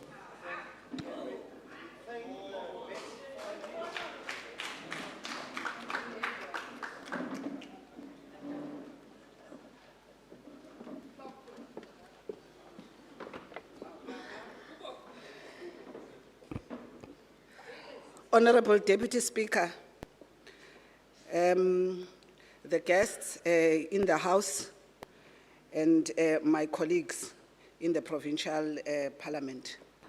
I think one of the things we must speak about in this 2026 SOPA is to really request for political counseling for the ruling party, the Patriotic Alliance, just about the concept of democracy, that they need to catch up and smell the democracy coffee very fast, as voters are far ahead, leaving them and the blue train to seek alternative homes, as your whitewashed political scam can no longer hold. You would have seen already in 2021 where you have lost some municipalities that became hung as people are no longer able to listen to your blue lies. So it is important, as your members were standing here, grandstanding with arrogance, that you really take time to listen to the voices that are different to yours. Already here in this House, we've seen the collapse of governance in as far as separation of powers is concerned. The makeshift of this House into a toothless and ornament that rubber stamp not oversight the executive. This province is slowly falling into a sophisticated dictatorship and closing out on democracy if your truth is not blue. Some in the executive has been instructing their departments to refuse oversight by members of this House, demanding that they must first notify and get permission from their very respective MECs, who are told by the WCED, the Provincial Department of Health, are the two culprits, with one of our members even taken to a disciplinary process by this Parliament to being intimidated, trying to silence members of this House of their constitutional duty. Niyabonwa. We are told to first report our unannounced visit. Imagine. Over the very MEC we are to oversight, such double standards as this DA, like dogs with rabies, is all over the country, with cameras to spaces where they don't govern, to expose poor services. But when it's here in the Western Cape, it can't be done. You must first get permission. The blue-eyed girls and blue-eyed boys of the DA must be shielded from public scrutiny, as they are too fragile to account for their blatant neglect of our communities. Clinics are overflowing with patients sleeping on floors as there is not enough beds, and staff is overstretched as the Department of Health is sitting with about 2,772 staff vacancies. And the entire provincial government underspent to the tune of almost 200 million on compensation of employees due to recurring delays in filling of vacancies. When DA took over, healthcare staff in the province were around 24,951. By 2023, that number had reduced to 21,683. Taking population growth. Are you able to take your seat? I recognize the Honorable Boyson. Thank you, Deputy Speaker. Deputy Speaker, comments were made about permission being requested from the Department of Health. That is not true, Deputy Speaker. It would be prudent for Member Nkondlo to be direct instead of misleading the House. Honorable Boyson, you are fully aware of the processes. I will allow Member Nkondlo to proceed. We have 6 minutes and 58 seconds remaining. Honorable Nkondlo. The truth hurts. Taking population growth into account, the number of staff per 1,000 reduced significantly by 39%. This seems to be part of a de-staffing policy by the Western Cape Provincial Government across.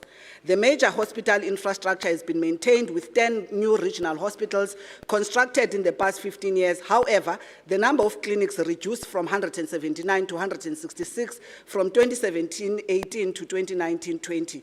Yesterday, the Premier tabled a 57-page speech, taking a maximum of 2 hours of listening to him in what he terms a State of the Province address. He further provided a eulogy about the Western Cape as a tip of Africa, a place where human spirit is vibrant and a melting pot of history.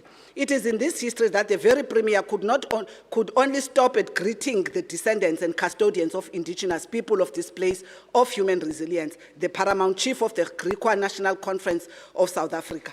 The shared history of culinary flavors tells a story of dispossession, slavery, colonial dehumanization, and apartheid degradation of a people that here in what used to be called the Cape Southern Frontier between 17th and 19th century saw conflicts between the indigenous Khoi and San people and Dutch British settlers. These were battles over livestock and land that later became the resistance against colonial expansion.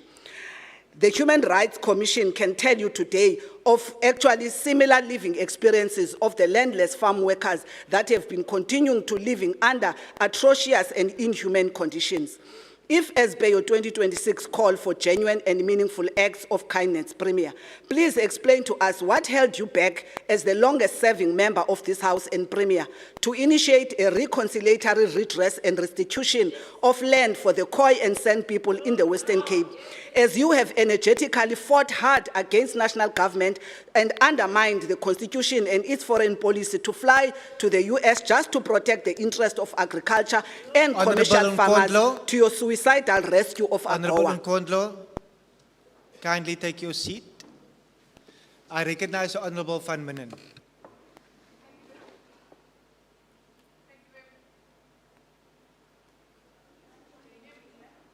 Try this one. Thank you, Deputy Speaker. Deputy Speaker, on a point of order, The Honourable Nkondlo is not on the Conduct Committee. I'm the Chair of the Conduct Committee. No reports have been ATC'd. May I ask how the Honourable Member has managed to come by information where she is not on the Conduct Committee and it is confidential? I thank you. Thank you, Honourable Van Binnen. In that particular regard, I will advise that there is processes based on the content. I will allow the Honourable Nkondlo to proceed.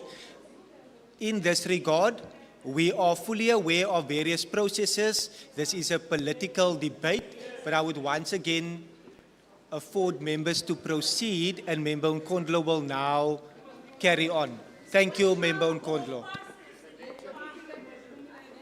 We shall not be silenced, Member Van Minen.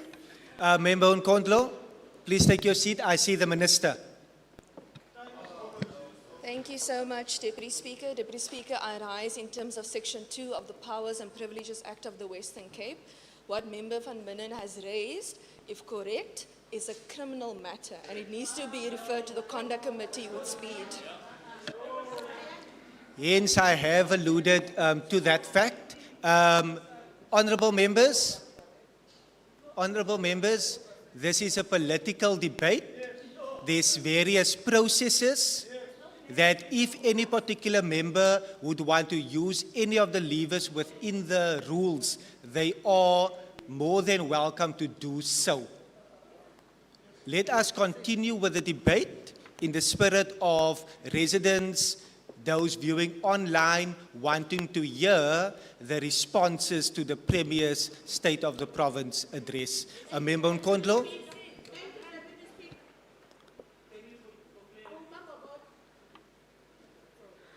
I think the evidence is here for everybody to see. The very thing we spoke about of silencing and intimidation of members when there is views that are actually intimidating the members of the ruling party. You also pushed and forced your way into interfering in Transnet Cape Town Port as a national public entity with no concurrency to convene stakeholder forums in protection of the citrus industry against operational issues that were resulting to losses due to delays in port services.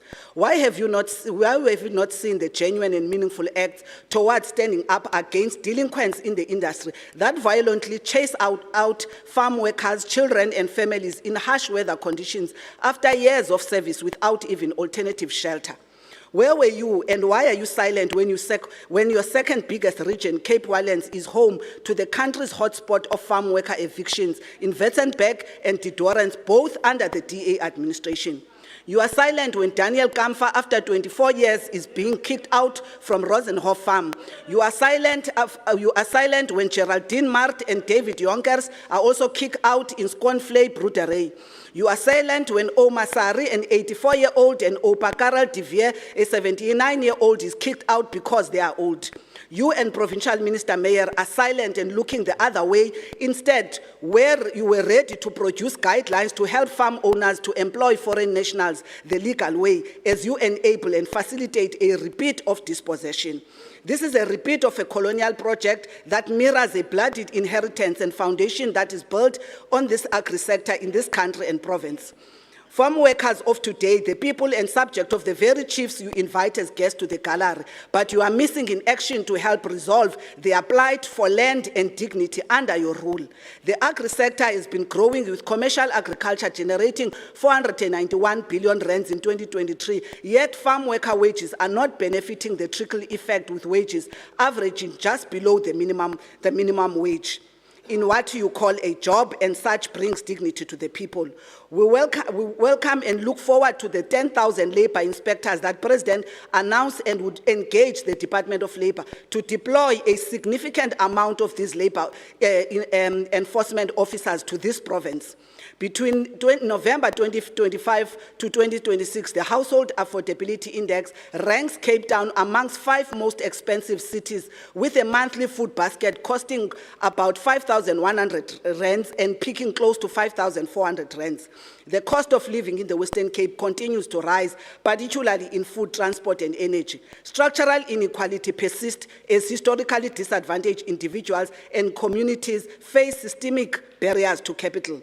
As the Premier boasts 5 billion procurement spent that went to women, we want to see where this spent and the nature of the spent and the type of businesses that were assisted so that we've got a conclusive picture.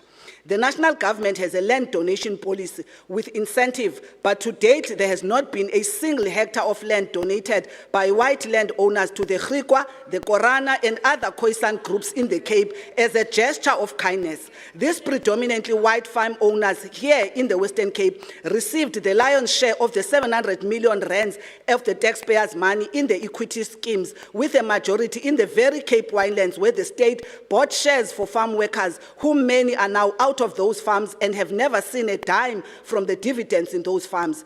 This is one of the heists of the state funds that we as the ANC join and support NGOs that have called for a forensic investigation of this program and all culprits be brought to book. And we are happy the Portfolio Committee of the Department of Land Reform and Minister Nyonso are also positive. We call for and join others on the moratorium on farm evictions, particularly in this province, as we support the call for this moratorium to ensure that farm owners and the ESTA is tightened in as far as landowner obligations as employers. We further ask you, Premier, who said nothing about the plight of black emerging and small-scale farmers operating in the informal sidelines of townships and small towns. These informal farmers are treated badly by your municipalities here in George, harassed with law enforcement, fined, and their livestock impounded at high fees. They are landless with no designated land space for farming and grazing land. And this is an abuse under your watch, where some of these groups are laying complaints of their animals Thank you, wandering Honourable around. Nkondlo. And we call for a multi-party ad hoc Thank committee. you, Honourable Nkondlo. Your time has expired.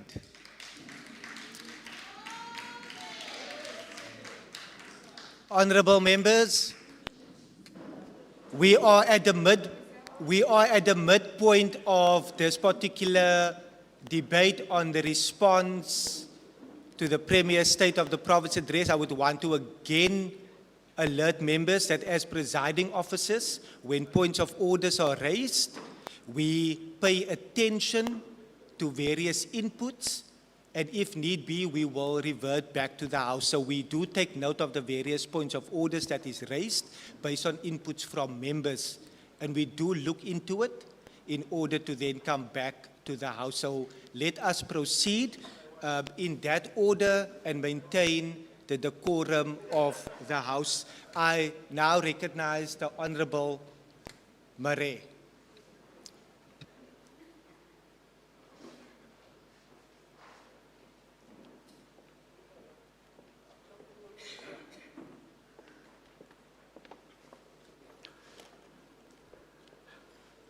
Thank you, Speaker.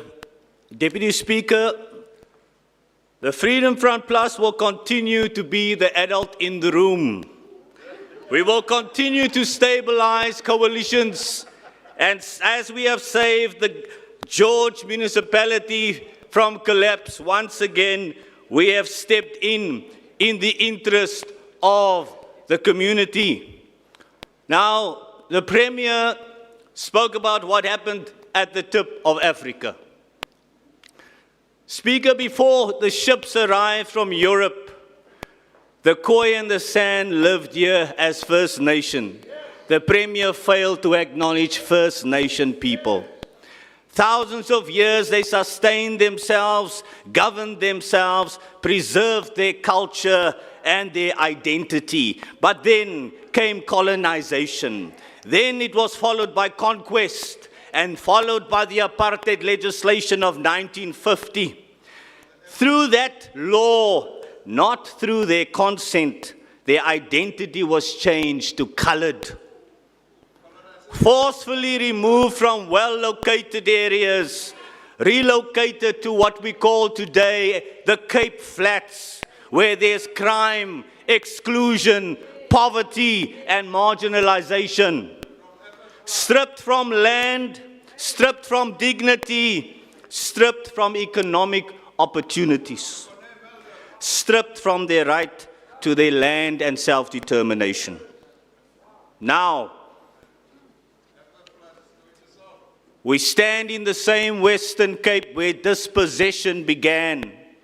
And while the city's mayor, Mayor Jordan Hill Lewis, prepares to auction off public land without their consent, without their participation, Premier, will you continue to stand by and watch a repeat of exclusion and dispossession? Or will you confront spatial injustice in this province with political courage and action? Land is not just property. It is part of our history. It is part of our heritage, part of our identity. Speaker, even the courts, when we applied for an interdict, even the courts are no longer blind.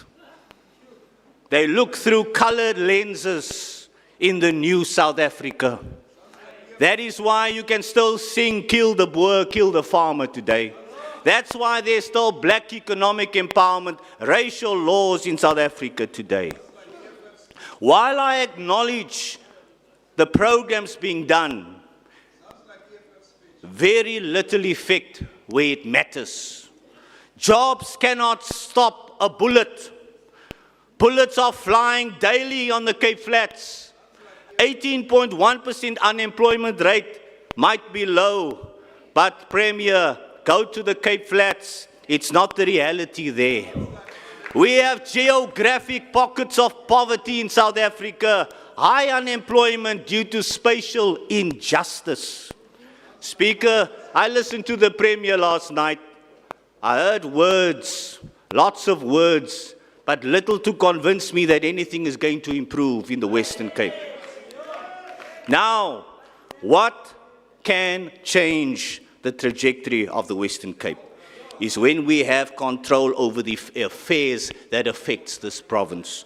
More power, more federal autonomy over policing, over housing. We must decide in the best interest of our citizens.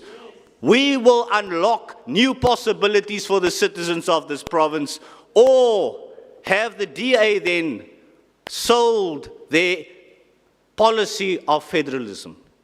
Have you sold it out? Have you turned your backs on federalists such as Helen Suzman, federalists such as Dr. Van Zyl Slabbert and Harry Swartz, and their dream of a progressive federal South Africa? Speaker, devolution of power over the affairs that affects this province can help us improve the quality of our education, the quality of housing we will build for our people, and the future trajectory of this province. I ask the Premier to look into the possibility of expanding our economy in the province in terms of aquaculture. You never mentioned it, but it's the fastest growing food production sector at this moment. Red tape is preventing progress in that sector for our people. Thank you very much, Speaker. I end there. Thank you. Thank you so much. I recognize the Minister, Minister Mainia.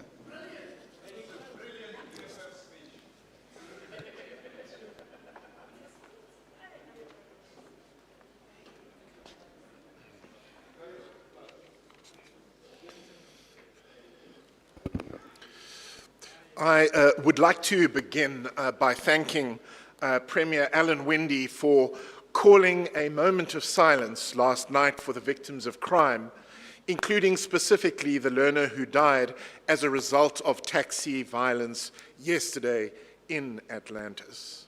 I was in contact with the principal this morning and was assured that the school and the family are getting all the support they need to get through this difficult time. I'm sure that I speak for the House when I say our thoughts are with the family. Speaker, we have a vision to deliver quality education for every learner in every classroom, in every school in the Western Cape, because quality education means more economic growth, and more economic growth means more jobs, and more jobs means a better future for our children. And when it comes to quality education, the Western Cape is getting it done. To deliver quality education, we are working hard to improve learning outcomes in the Western Cape. We have invested in our Back on Track program to reverse learning losses, providing extra classes to 20,700 learners and extra training to 2,400 teachers last year. Our Back on Track training for grade 4 and 7 teachers is now SACE accredited and contributes to the continued professional development points. We have implemented new measures in the foundation phase, including extra time for mathematics and reading within the school day, baseline assessments to identify where children need extra support, reading fluency benchmarks to check whether learners are at the right skill level for their grade, and a structured numeracy intervention for teachers and learners to complement our existing reading program. And it's working. Our grade 3 learners have just achieved their highest annual systemic test results ever in mathematics and language. Our grade 4 learners achieve South Africa's top scores in reading in the international PEARLS results. Our grade 5 and 9 learners achieve our country's top scores in mathematics and science in international TIMSS results. And our matrics achieve the highest pass rate and bachelor's pass rate ever for our province. We are getting it done. To deliver quality education, we are working hard to expand access to education in the Western Cape. We are building more schools faster than any other province. We have reduced the time taken to build schools from a few years to just a few months. We are working with the private sector funders through EduInvest to increase the number of low-fee independent schools in our province. And it's working. We had 9 schools reaching completion for the 2026 school year, and a further 2 are opening in their initial phases. We currently have 15 new schools in construction through our Rapid School Build program. Funders are already committed to spending over 320 million rand in new independent school infrastructure investment. And 2 weeks ago, one of our independent school providers announced their plan to build 10 schools in 10 years, providing high-quality, low-fee education to 10,000 learners. We are getting it done. To deliver quality education, we are working hard to make our schools safer.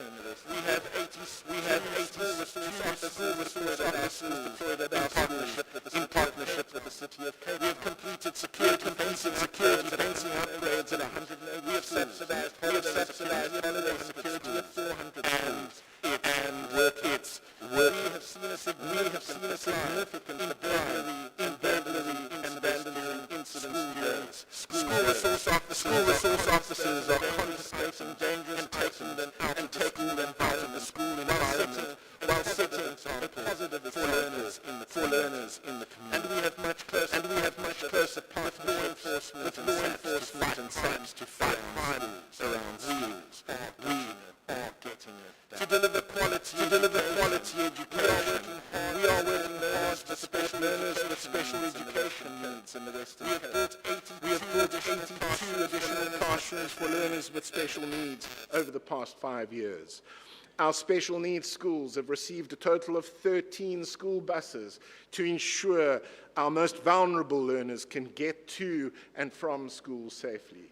We are allocating more funding to support learners with autism and learners with profound intellectual disabilities. And we continue to protect special needs education from budget cuts, even in a tough fiscal environment. And it's working. Over 30% of South Africa's special needs matric candidates write their exams in the Western Cape.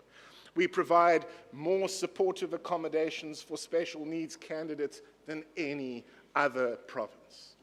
And we have a 91.9% matric pass rate for learners with special needs, and we have the top matric candidate with special education needs in the country Honourable for Minister. 2025. We are getting it done. If you can take your seat. I have noted the hand raised by the Honourable Syed.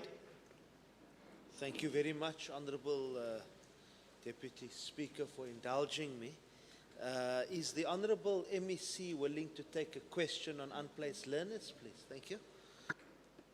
Honourable Minister, are you prepared to take a question? The Leader of the Opposition this morning has demonstrated that he's only capable of asking a standard grade question, and so I will not take any questions. Thank you. Honourable Syed, the Minister is not prepared to take a question. We will proceed. I recognize the Honourable Syed. I'm not sure whether there is, whether Honourable Mania is familiar with the education system currently in terms of the latest developments on grades. Thank you. Sorry. Honourable Syed, that is not a point of order. Minister, please proceed. Thank you. The one thing we can say is the Leader of the Opposition is certainly not aware of the current education system. Speaker, the bottom line is this. No matter how much the opposition members complain, the facts speak for themselves. More children have a place in a new brick and mortar school in the Western Cape. More children go to school in a secure environment in the Western Cape. More children can read for meaning in the Western Cape. More children write matric in the Western Cape.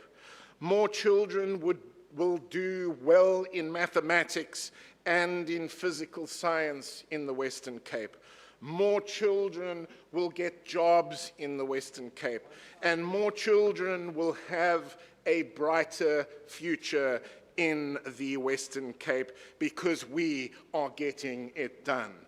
And we will continue to get it done by delivering quality education for every learner, in every classroom, in every school here in the Western Cape. I thank you. Baie dankie aan die agbare minister. I now recognize the Honourable Brinkhuis.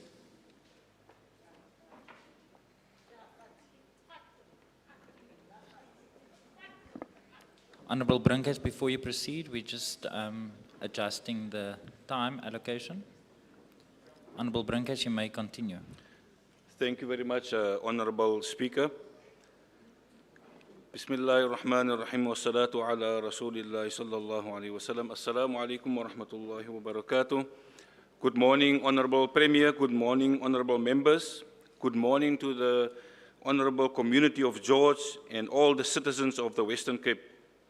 At a stakeholder engagement session hosted by the South African Human Rights Commission, Western Cape Provincial Office, exactly a year ago, Western Cape municipalities detailed scarcity of land as one of the several challenges in clearing the growing housing backlogs in the province.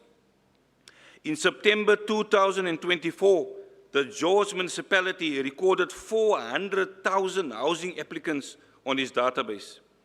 Compared with other cities in South Africa, Cape Town remains highly inequitable as its spatial structure still reflects the apartheid urban patterns, and this is being deepened by the city's auctioning of prime properties and historical buildings. Al-Jamaa is deeply concerned about the planned auction of more than 50 municipal land parcels by the City of Cape Town, which is taking place today, Thursday, the 26th February 2026. The DA-run City of Cape Town is determined to deprive the masses of previously disadvantaged people of their land and to continue keeping them in detrimentally overpopulated townships on the Cape Flats, leading to the endless establishments of informal settlements and backyard dwellers, while expanding unfair land ownership in favor of the privileged white people. Al-Jama is dismayed at the city's disregard for people's needs for land restoration. The people who were brutally removed from their land and homes under the Group Areas Act are longing for the return of their land. The auction is a clear manifestation to the landless masses that there is no will to return to the land to its rightful owners, but a commitment to further entrench spatial injustice and peripheral settlement patterns for marginalized communities. Inequality levels are high in the Western Cape. The influx of Zionists scrambling to buy up land is like a genocide of people other than whites, and the existing inequalities will further be entrenched. The province budget and auction of land parcels of the Good Hope Centre continue to harm the culture and education of our people. There are close to 2,700 learners who have not been secured placement in schools. The Western Cape Education Department is wasting more than 5 million rand in legal fees to deny Heathfield High School principal, Mr. Wesley Newman, to return to his post at the school. We demand that Mr. Newman be returned to his post at Heathfield School as ruled by the Labour Court earlier this month. We further call on the province to implement an effective socio-economic response to eradicate gangsterism, more efforts to prevent drug addiction, and to provide passionate treatment to victims of drug abuse. The recent increase in gang violence and shooting of innocent people is a clear indication that the Western Cape Safety Plan is not working. Al-Jama calls on all religious groups to embrace one another and not to remove Ramadan Mubarak billboards. I thank you, Speaker. Thank you very much to the Honourable Member.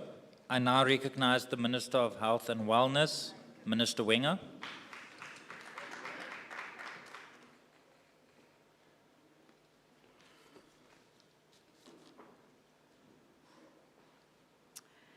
Thank you, Honourable Speaker. What counts in life is not the mere fact that we have lived, it is what difference we have made to the lives of others. Nearly a quarter of a century after Nelson Mandela spoke these words, they continue to challenge each of us entrusted with public office. Because our work is not about positions or titles, it is about impact. It is about whether the decisions we take as provincial government translate into real change in the lives of the people we serve. In the Western Cape, that is the standard we hold ourselves to build a province where people can live lives that they truly value, where opportunity is growing, communities are safer, and where government works for the people. And we are seeing progress. In healthcare, that begins at the start of life. Because if we're honest about what drives inequality in our country, we must confront the reality that it often begins before Honourable a child Minister, has please even take your seat. been born. Honourable Member, is that a point of order? Yes, Chair. What is your point of order? I want to establish from the MEC whether is she prepared to take a question regarding accusations. No. She You wrote can't a pose your letter question, Honourable Member. stopping Please oversight. take your seat. Honourable Minister, are you prepared to take a question? No, Mr. Speaker, I've got a lot to respond to. Thank you very much. The Honourable Member, the Minister is not prepared to take a question. Honourable Minister, you may continue. Stunting, which is the impaired growth and development that children experience from poor nutrition, is not just a health issue. It is a barrier to opportunity. It affects how a child learns, how they grow, and ultimately how they participate in the economy. And that's why we launched Kulisa Care, the pilot program, because we understand that the first 1,000 days of a child's life are decisive. Through this program, we are supporting mothers and their babies with targeted nutritional support, counseling, and follow-ups. Nearly 900 women are already enrolled, and more than 2,800 vouchers have been issued. And it's not about ticking boxes or reporting numbers. It's about whether a child is given a fair chance at life, whether we are willing to intervene early enough to break the cycle of poverty and inequality that too often repeats itself across generations. And we know that good intentions are not enough. Policy must work. That's why we're testing, refining, and learning. And we have the intention of scaling it once we have the evidence to support it. Because if we get it right, we are not only improving health outcomes, we are investing in the future of our society. Speaker, healthcare does not begin and end within the walls of a clinic or a hospital. It is a system, and it is one that no single institution can deliver alone. That's why we've deliberately chosen a path of partnership in the Western Cape. Through our universal healthcare think tank, we've brought together leaders from government, private healthcare, academia, and civil society to co-create a system that works for the patient. We've already mapped 590 existing partnerships across the province that represent real and practical opportunities to expand access and improve quality of care. Because the question is not whether care is delivered by the public or the private sector. The question is whether the patient receives the care they need, where and when they need it, in a way that preserves their dignity. That is the standard we are working towards. That's why we're partnering with private ambulance services for non-emergency patient transfers so that we can free up emergency services to respond when needed most. It is why right here in the Garden Route, we're piloting a chronic disease management program with private GPs in Knysna and Beto, ensuring that patients can access care closer to home without additional financial burden. Speaker, a well-run health system also depends on the basics being in place. And here we must speak honestly. When municipalities fail, where water systems collapse, when services cannot be sustained, it is our residents and our healthcare facilities that carry the burden.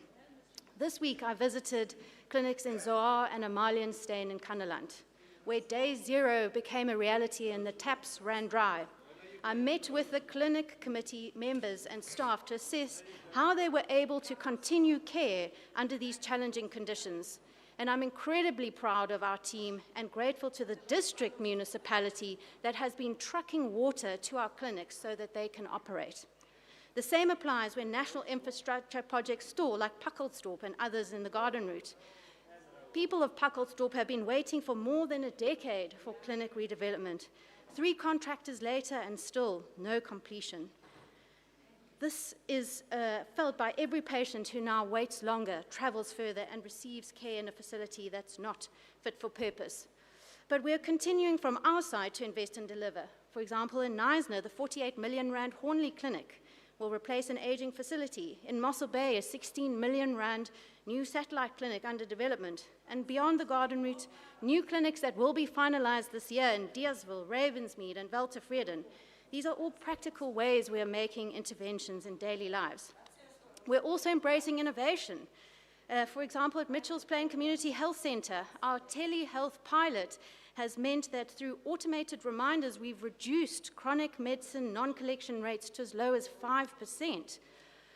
Speaker, in response to some of the issues raised in the debate, the Cuba medical training program, it's so popular, the Honourable Member would like to know that even ANC-run provinces are not interviewing candidates last year. It's only Gauteng and the Northwest that continue to participate. And let's be clear, the only reason that this exists is because of the ANC's political fraternity with Cuba. Shockingly, this program has never been even evaluated. On Caledon, I acknowledge, yes, there are challenges in Caledon, and we are working hard to resolve them. At the moment, we're upgrading the theatre and radiology. We're building a new obstetric unit and acute psychiatric service at a cost of 41 million rand. And we hope to have this done by the end of the year, which will help to ease some pressure there. We're also implementing a COPC in Grabo to add wellness initiatives. Honourable Minister, please take your seat. Honourable Chief Whip of the Opposition, is that a point of order? No, Speaker. When the MEC is making statements, she must take questions. Can the MEC take a question? Honourable Chief Whip of the Opposition. I'm begging. Honourable Chief Whip of the Opposition, I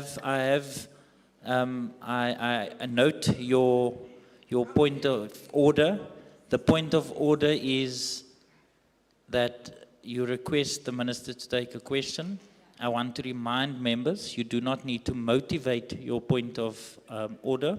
And as part of the rules and procedure, the Minister have an option whether to take a question or not.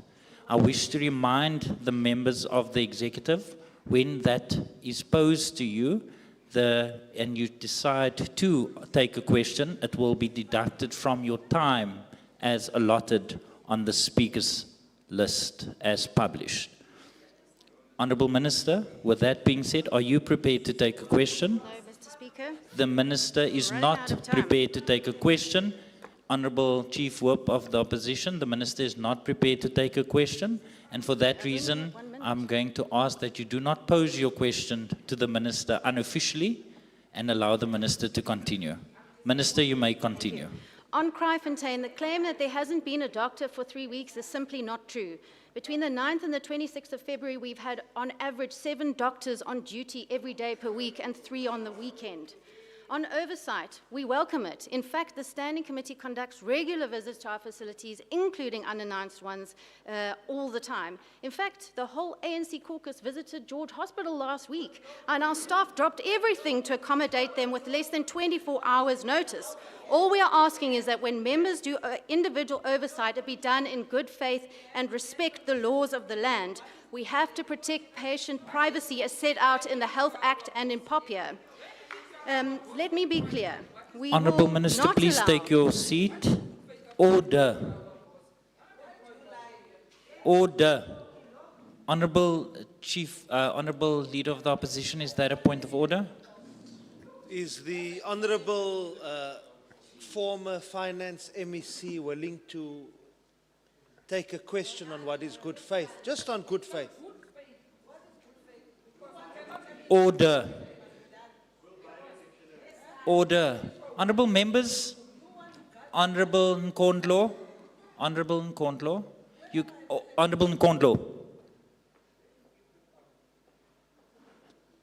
Honourable members, what is happening on the floor is completely out of order. The Minister has an opportunity to make her inputs.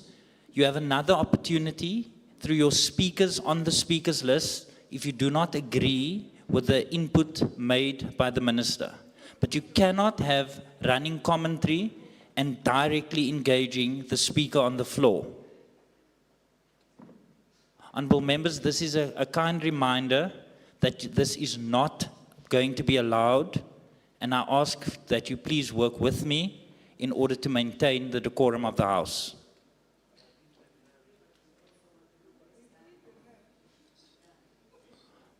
Honourable Minister, there was a request from the Leader of the Opposition, if you are prepared to take a question. No, Mr. Speaker. The Minister is not prepared to take a question.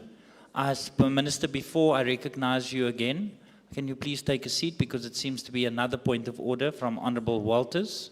Honourable Walters, what is your point of order? Honourable Chair, you did in fact make the ruling. The ANC should not disrupt the meeting like they disrupt. They cannot disrupt. They cannot disrupt. Order, there is a member on the floor. Order. Chairperson, Order. I'm again receiving adulation. Chair, they cannot disrupt this House like they disrupt hospitals. Order. Honourable Walters. Order, members. Honourable members. Order. Honourable members. Can I please ask, there is members in the gallery, there is members watching online that wants to get the inputs of the various speakers. Can I please ask that you observe the decorum of the House for the second time? Honourable Walters, that is not a point of order. Honourable Minister, my apologies. With 51 seconds remaining, I now recognize you. Thank you, Mr. Speaker. At its heart, healthcare is about people. It's about the mother who wants her child to have a better future. It's about the patient who deserves to be treated with dignity and respect. It is about communities who want to know that their government is there for them. Our responsibility is to build a system that is compassionate, accountable, and effective. A system that puts people first.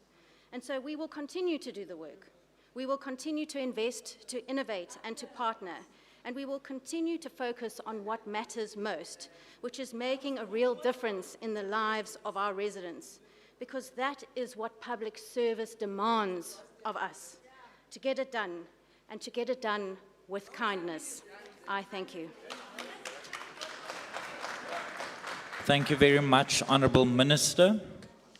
I now recognize the Honourable Christians.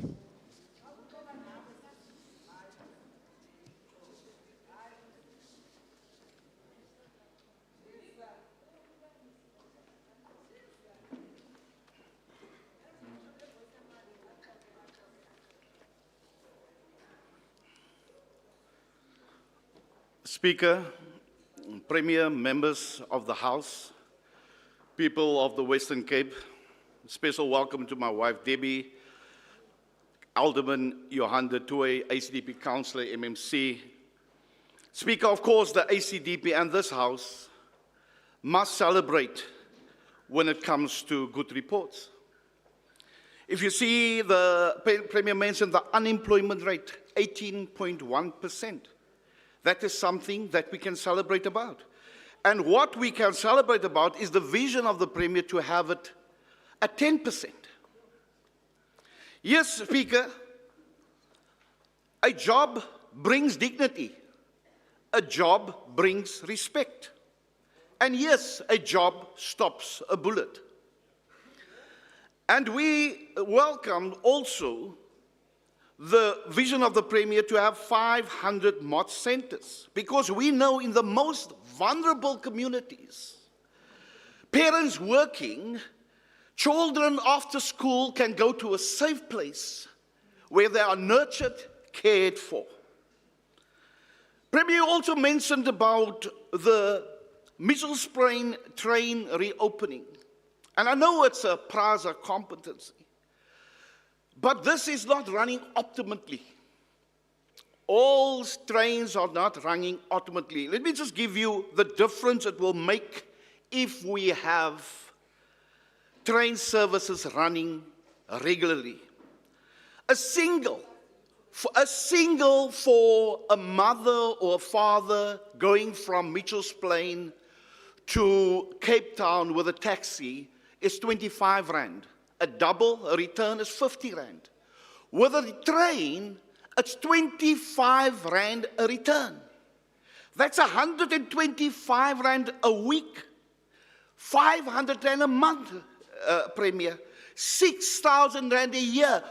For people that struggling, imagine the difference when it comes to saving that amount of money. And Speaker, I want to know from the Premier, how far is the talks to localize PRASA? We want to know.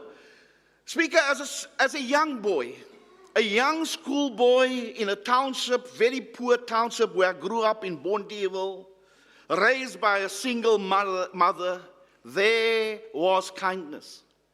Kindness I learned in a school by a passionate teacher giving us religious instruction. The ACDP calls on bringing God back to our schools, bringing prayer back to our schools, bringing the Bible back to our schools. This will be speaking to the hearts of our children, reducing crime, because then you're dealing with the core of the matter, changing people from inside.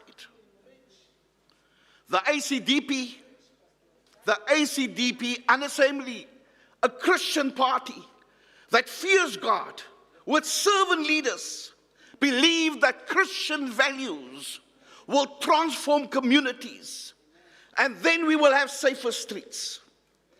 Premier, I don't know if you saw the video going viral of gogos, of mothers, of old people. You speak about dignity to our old people, laying in, sleeping 3 o'clock, 4 o'clock in front of SASSA offices.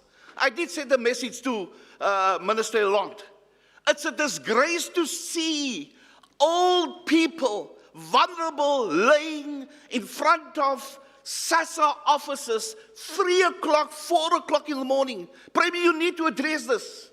Because when we talk about government, we talk about what can we do. We're serving the people of the Western Cape. The ACDP is asking Christians to live their values in their homes and in the communities. And the consequence will be that we will have dignity, respect, and yes, kindness in every community. I thank you. Thank you very much, Honourable Christians. I now recognize Honourable Lecker.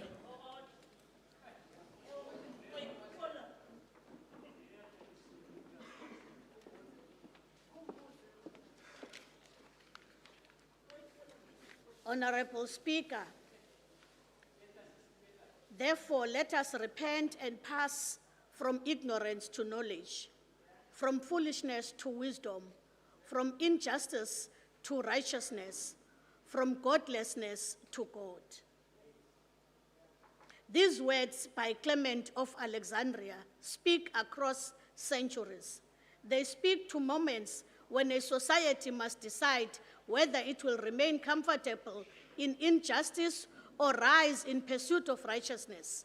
Today, here in George, we face that moment. We are gathered in a town of breathtaking beauty and brutal contradiction. From the sky, George looks prosperous and orderly, but on the ground in Pacalstorp, Thembalethu, and Uniondale, our people are landless. They are cramped in backyards. They are trapped on housing waiting lists older than their old children. Premier Alan Winde, this is your province. 17 years of DA rule, 17 years of speeches, 17 years of promises, yet the geography of apartheid remains intact. Blanco and Preto still speak the language of separation. Working-class African and colored families remain on the margins while privilege sits comfortably in the leafy suburbs.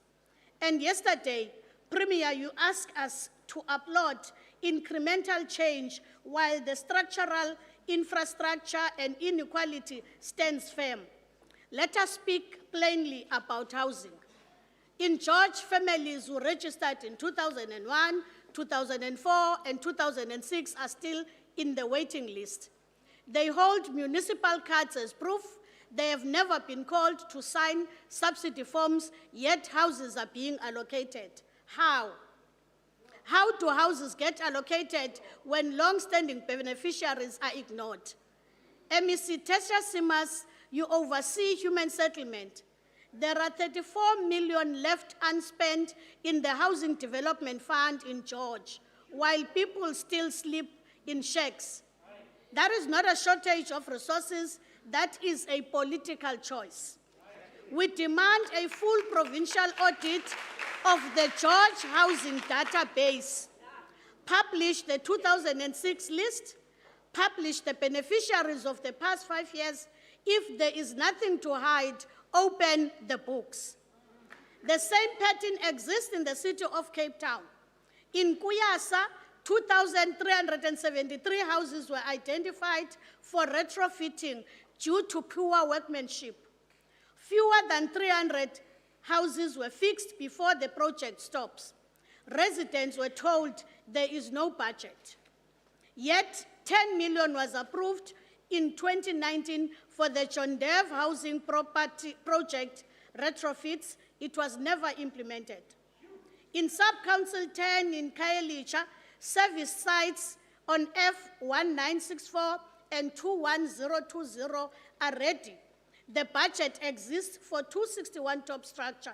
Construction is stalled due to lack of authorization.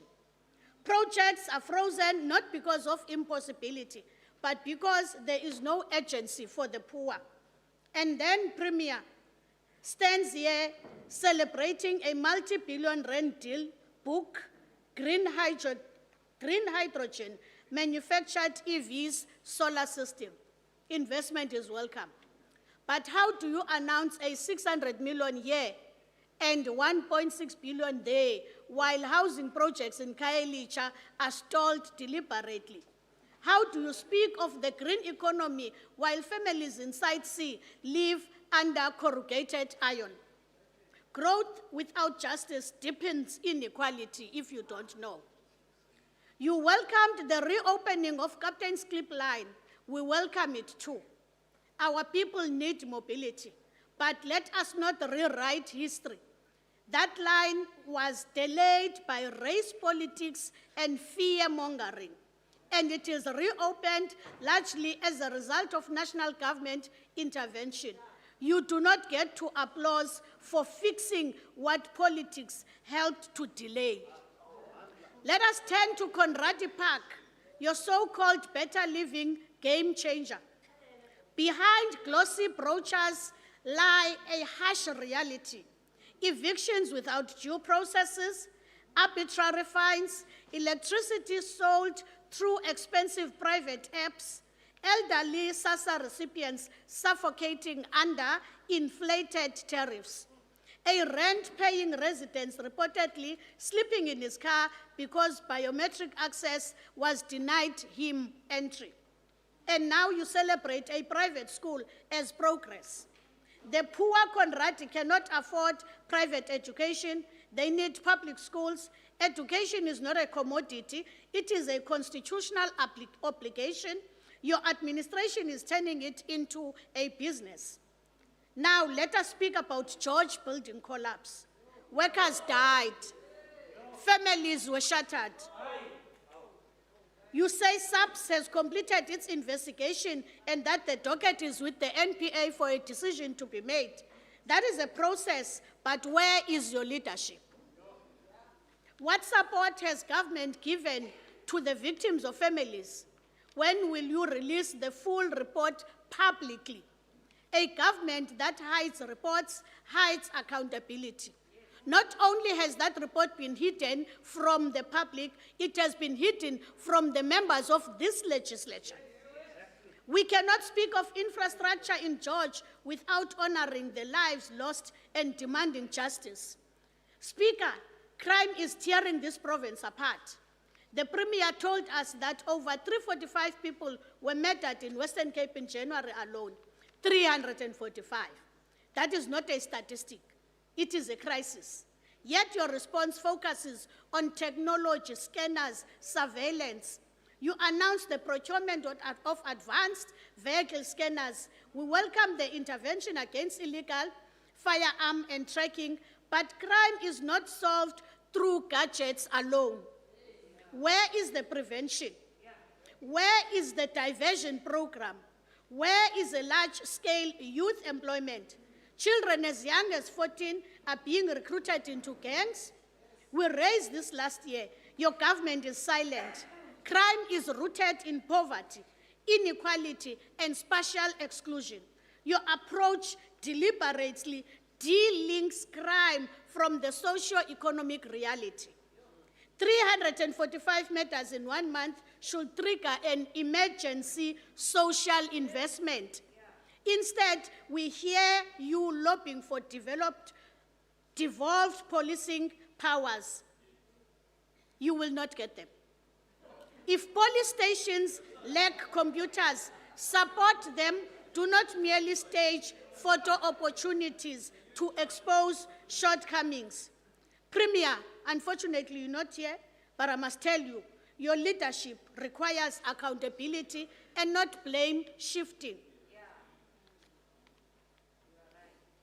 To MEC Wenger, who presides over a system under severe strain, in the Garden Route district, George Regional Hospital is a 24-hour hospital. 17 ambulances respond roughly to 8,000 calls per day. 1 ambulance serves Oudtshoorn. Transfers are delayed. Clinics in Pacalsdorp are overstretched.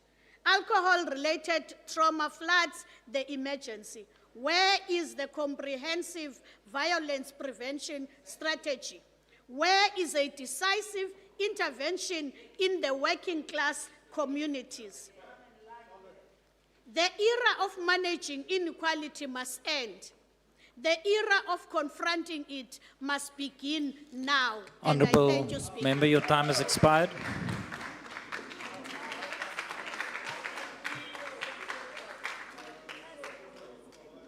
Order, thank you. Order, members. I now recognize the Minister, Minister Mayor.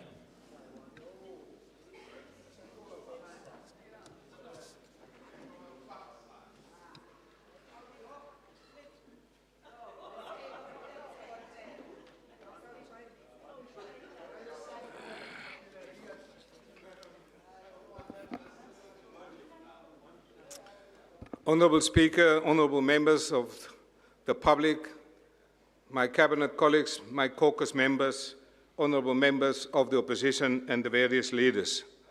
Firstly, I would like to thank the George Municipality for hosting us here today in this beautiful building. I can see a lot of effort was put into the preparation, and I want to thank the Speaker and his staff and George Municipality in particular, Mayor Bowen and your MMC, your municipal manager and all the staff. Thank you for this preparation that you've put in. Minister, Premier Windy, this is the State of the Province address. And I have seen and listened carefully to not only your speech, but the speech of the Leader of Government Business, Mr. Simmers, Minister Bradell, Minister Meinier, and Minister Murray Wegner. Truly world-class speeches, substance, facts, and evidence. This is not rumors Honourable and Minister, lack of depth. please take your seat. Honourable Member, is there a point of order? Thank you, Speaker. Given the MS's ambition to be a National Minister of Agriculture, is he prepared to take a question? That is not a point of order. That is not a point of order. Honourable members, Minister, before you continue, honourable members, I wish to remind you that frivolous points of orders is unparliamentary. Honourable Minister, you may continue. Thank you, Speaker. Today, as we respond to the Premier State of the Province address, I rise to speak to the theme that captures not only our philosophy, but our practice, getting it done with kindness. Some may ask, what place does kindness have in a debate on economic growth, exports, biosecurity, jobs, and safety?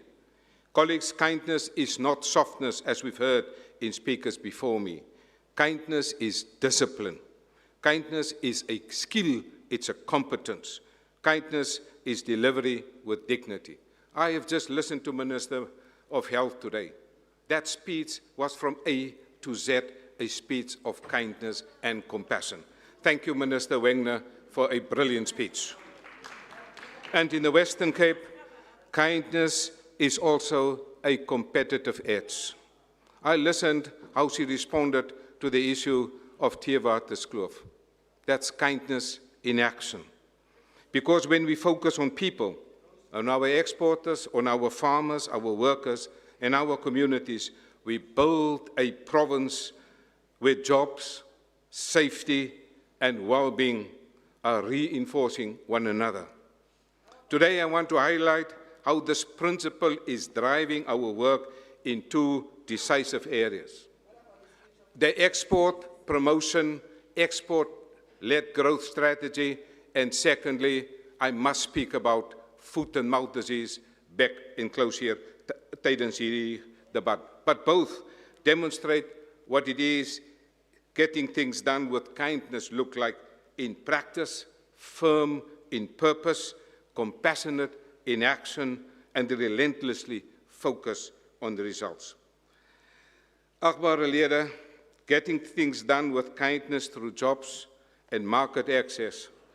Premier Windy has set the tone for economic acceleration, and we are matching that ambition with delivery. We are not boasting when we say in the last 5 years, 90% of the jobs were created in the Western Cape. We say it because our hearts are bleeding, because we don't want the Western Cape to succeed. I want South Africa to succeed. But for South Africa to succeed, we need delivery and good governance in action, but with kindness, with humility, and with dignity. And so for us, the Western Cape has positioned itself as South Africa's leading export region. By 2030, that's my goal. We aim to expand the value of goods and services, exports to about 320 billion, on a clear path to triple our exports by 2035, and my target is 450 billion. This is not a dream. This is a plan. A delivery is already visible. Our development with Westgrow into India, a breakthrough for African retail access. 1.5 billion people. Westgrow concluded a groundbreaking partnership with Reliance Retail, India's largest retailer. I recently met the High Commissioner of India and the Consul General of India. They were here yesterday. Really great people expanding our access into that market. Because we had 47 Western Cape products, from rooibos tea to dried fruit to spices, and we are now listed in flagship stores in Mumbai. The campaign generated 1 million hits on the Cape Trade Portal within just 2 months. A government at work. This is the Western Cape taking Africa to the world and doing so with excellence. Middle East converting missions into buyers. At January 26, Gulf Food, nearly half of South African pavilion exhibitors were from the Western Cape, the world's largest annual food and beverages trade show with 1.5 million products, 855 exhibitors, 700 million people into the Middle East. And this is what we are about, bringing our products to the global markets. In fact, I want to refer these members to this House to the reality that soon Afri-Food, based on the back of Gulf Food, will be visiting here in the Western Cape. Following the success that I led to Dubai Chamber of Commerce, they will now send 20 buyers to the Western Cape April this year. A government at work, not noisemakers, impact makers, real buyers ready to sign real deals. In the ASEAN, we're bridging into high growth markets. We strengthen this through the Africa Support Singapore Forum, and we are now working to link them to the Cape Trade Portal and Protexa. I am seeing already our Western Cape products on the plane of Singapore Airlines. I think I will invite both this side of the House and this side of the House to join us on Singapore Airlines when we have one day Karoo lamb being served on Singapore Airlines. That's not only a dream, it is in the making, a government at work. Lamb shanks can also go. I know that's your choice, but I'll talk to the Chief Executive Officer of Singapore Airlines, and I will take my friend Noko Masipa with. Ladies and gentlemen, I would very much now like to move to more important and very strategic matters.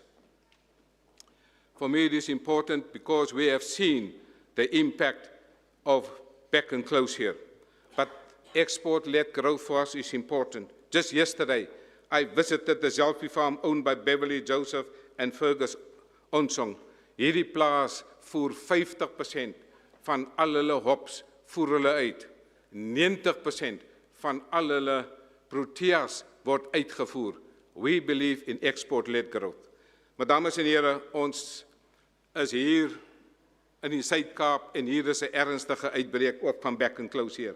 Met die uitbreek van back and close hier in die Wes-Kaap, met die Wes-Kaapse regering, die premier van die Wes-Kaap, minister Bredel en ek onmiddellik, saam met die DG, Dr. Harry Malela, het ons onmiddellik die provinsiale rampbestuursentrum geactiveer. Die eerste geval van back and close hier het verlede jaar in November plaasgevind daar in Gouda, dat het uitgebreek, dankzij die goeie samenwerking met die municipaliteit van Witzenburg, die Drakensberg munisipaliteit, die rooi vleisbedryf, Agri Weskaap, die boere, beide kommersiële en kleinboere, het ons onmiddellik daardie probleem opgelos. Ek is baie trots op al daardie samewerking. Maar vroeger hier in Februarie het ons weer gevalle gesien van Back and Close hier in Mbokweni, Kalkfontein, Mfoleni, Mkaza en Khayelitsha, Mosselbaai, George en Klapmuts, as ook nou weer in Swartland in Mamasbury. In Versantekraal het ons onlangs beeste ingeënt teen Back and Close hier. Hoewel daar geen kliniese simptome was van Back and Close hier, het ons dus wel gedoen as 'n voorkomende maatreël, want ons moet ook beide groot boere beskerm, maar ook die melkboere beskerm in daardie streke binne 'n 3 kilometer radius. Dit is vir ons van kritieke belang. Tot dusver het die Wes-Kaapse regering 17,000 diere ingeënt teen Back and Close hier. Tot dusver het ons gister ook 30,000 entstowwe weer ontvang. Ons stuur vir amptenare vandag om nog 10,000 entstowwe Kaap toe te bring. Onder de leiding van die premier en die minister van Finansies het ons R100 miljoen opzij geset vir Back and Close hier. Ons het goedkeuring gekry van die minister van Finansies en provinciale tesourie om addisionele personeel aan te stel om Back and Close hier te beveg. Verder het ons Back and Close hier controlepunte, beheerpunte opgerig reg oor die Wes-Kaap. Ons vergader onder leiding van minister Bradel elke dinsdag en die premier en die direkteur-generaal. Ons vergader met elke munisipaliteit, al 30 munisipaliteite. Al 5 distrikburgemeesters gee vir ons gereeld terugvoering oor die stand van Back and Close hier. Ons het entstowwe ook in 'n hulplyn, 'n Back and Close hier hulplyn geloods en 'n e-pos. By Elsenburg het my departement ook 'n Back and Close hier beheer en kontrolekamer opgerig. Hier in die tuinroete alleen is 9,409, amper 10,000 inentings reeds toegedien teen Back and Close hier. Dit is tot gister se syfers. Ek wil graag versoek dat almal wat betrokke is by landbouskoue, asseblief geen diere toelaat by landbouskoue hier nie. Ek was die afgelope naweek by 'n landbouskou in Riversdal. Uitstekende biosekuriteit-maatreëls was daar toegepas. Ek doen 'n ernstige beroep op alle landbouskoue hier in die Wes-Kaap om geen gesplete hoefdiere daar toe te laat nie, want ons moet Back and Close hier beheer in die Wes-Kaap. Die Wes-Kaapse kabinet het besef die erns van Back and Close hier epidemie. Ons gaan Back and Close hier met alles tot ons beskikking beveg. Dankie aan ons boere, ons munisipaliteite, ons verkeer, alle mense wat hier werksaam, minister Isaac Seleko, baie dankie vir jou hulp. Môreoggend, premier, hou ek 'n groot padblokkade. Dankie minister Seleko om te stop vir die padblokkade. Alle voertuie gaan geskit word, alle voertuie gaan ontsmet word, want geen Back and Close hier moet hier toegelaat word nie. Back and Close hier het geen gevaar vir menslike gebruik nie. Dit is 'n industrie wat 50,000 mense werk gee. Dit is 'n industrie van 13,5 miljard rand. Ek het alle erns om dit te stop hier in die Wes-Kaap en ek bedank u vir u hulp in hierdie verband. Agbare minister, u tyd is verstreke. Baie dankie. Baie dankie.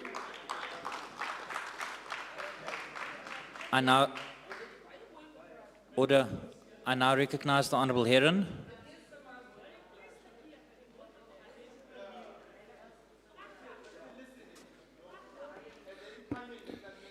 Thank you, Speaker. Speaker, the Western Cape, this place on the southern tip of Africa, has various advantages over other provinces. We have a mild Mediterranean climate coupled with sensational natural splendor that underpins a lucrative tourist market that creates many jobs. We have a well-developed food and wine culture, attractive to affluent locals and tourists alike, that creates many jobs. We have some of the safest neighborhoods in the country, historically better resource education sector due to racially skewed resourcing that has enabled the development of top schools and universities. We have a government that obtains demonstrably better audit outcomes and that drives its narrative of being exceptionally well run compared to other provinces. And with each State of the Province address, the Premier takes credit for all of these advantages, while blaming national government for the fact that all of these advantages stop at Klipfontein Road in Cape Town. This year, the Premier did have something real to boast about, the boosting of employment, because the more jobs, the better, and there's no doubt about that. But there's something deeply wrong in the number of job increases, while at the same time, food insecurity increases. We heard nothing from the Premier about that. He didn't tell us that moderate food insecurity rose from 10.6% to 13.1%, and that overall food insecurity from mild to severe now sits at roughly 50% in our province, according to recent reports. We are witnessing the rise of a brutal new reality, the working poor. Even those who are employed are hungry. That is not how these sums are supposed to work. More than half the province are uncertain where their next meal will come from, in a province that celebrates its economic success. We must ask where these new jobs and our unemployment pay rate mean, what they mean, when working class people are forced to choose between buying bread and electricity, having already forfeited up to a third of their salaries to pay for transport. Speaker, property values in the Western Cape are skyrocketing with enormous benefit to those who have money. The rest are entrapped by their poverty. The fact that no affordable homes have been built in decent neighbourhoods in the Western Cape and cities since the collapse of apartheid, and that all new homes built for people of colour are precisely where Forster and Botha would have liked them, far from town, jobs or social amenities, is continuation of spatial injustice. Spatial injustice is not just about badly located housing. It's about indignity, redress, what schools your children can attend, the quality of health care, and you can expect the whole bang shoot of equal rights and justice. This year marks 13 years since the decommissioning of the GF Jooste Hospital. When it was decommissioned, people living on the wrong side of the M5 were promised something better, a Klipfontein regional hospital. But now the people are told to wait till 2033. This well-run government needs 20 years to build a hospital. And who bears the costs? The people of Manenberg, Khayelitsha, Philippi, Crossroads, Mandalay, Heideveld, Nyanga, and Goods. Speaker, Manenberg has entered the top 30 murder stations in the country for the first time in years. And Mitchell's Plain has eclipsed last year's murder total already, and we still have a quarter to go. These are not just stats, these are children growing up in trauma, parents burying children, emergency rooms overwhelmed. And what does the Premier do? He defunds health infrastructure, reduces the services that would treat gunshot wounds, trauma injuries, psychological scars, to fund a safety plan that the deployment of soldiers tells us is obviously not working. If the safety plan was working, we would not be racing towards last year's murder totals before the year has even ended. The Premier blames spiralling crime on national government's failure to invest. But he says nothing about a food security plan, says nothing about his government's duty to invest in community development, education, built environment, social services, and human dignity. He says nothing about inequality. Yes, the Western Cape is beautiful, the wine is delicious, and a few more people have jobs. But it is led by a man who simply doesn't understand the need to lay places at the table for all its people. Speaker, let me briefly say, yesterday the Premier wanted to play us a gunshot recording. He wanted it to play it for everyone. I haven't asked this side of the House, but I guess every member on this side wakes up every single morning to those recordings. And so the Premier to use it as a prop is disgraceful. It is not a novelty. It's why we keep saying that the safety plan is failing. Your time has expired. Thank you very much.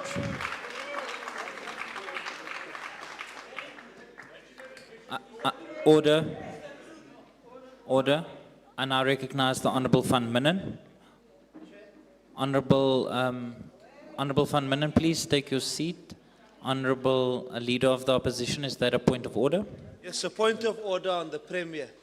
It's What is your point? irrelevant What for is your the- point of order? The Premier is speaking about Member Herron's residence. That's completely irrelevant where Member Herron lives for him to raise a point. Thank you. Thank you very much. That is not a point of order. That is not a point of order. Honourable Van Minen, you may continue. Thank you, Mr. Speaker. Honourable Speaker, the crime debate rises above party politics. It carries the fear of a mother lying awake at night listening for gunshots. It carries the fear of a young girl in Tembeletu whose protection order means nothing if the system meant to enforce it is overwhelmed. This is the daily life of thousands in the Western Cape. Between the 1st of October and the 31st of December 2025, more than 1,100 people were murdered in our province, 12 people a day. 12 mothers who will never answer their phones again, 12 children growing up without parents. 644 of these murders were committed with firearms. 713 attempted murders also involved firearms.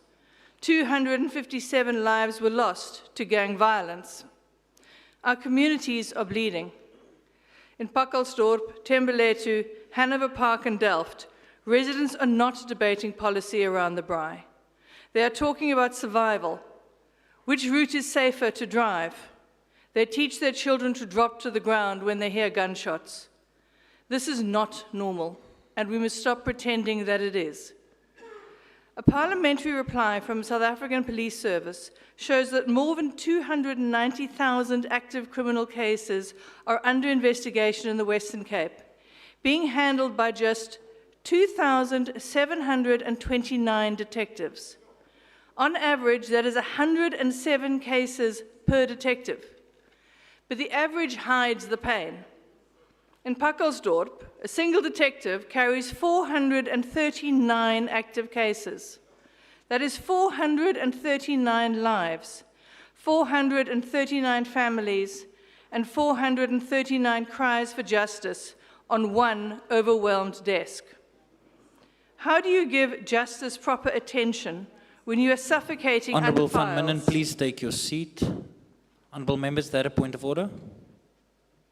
Given the misinformation presented here by the member on the number of detectives in the province, is she prepared to take a question? Because detectives is 4,000. Order, honourable members. Honourable members,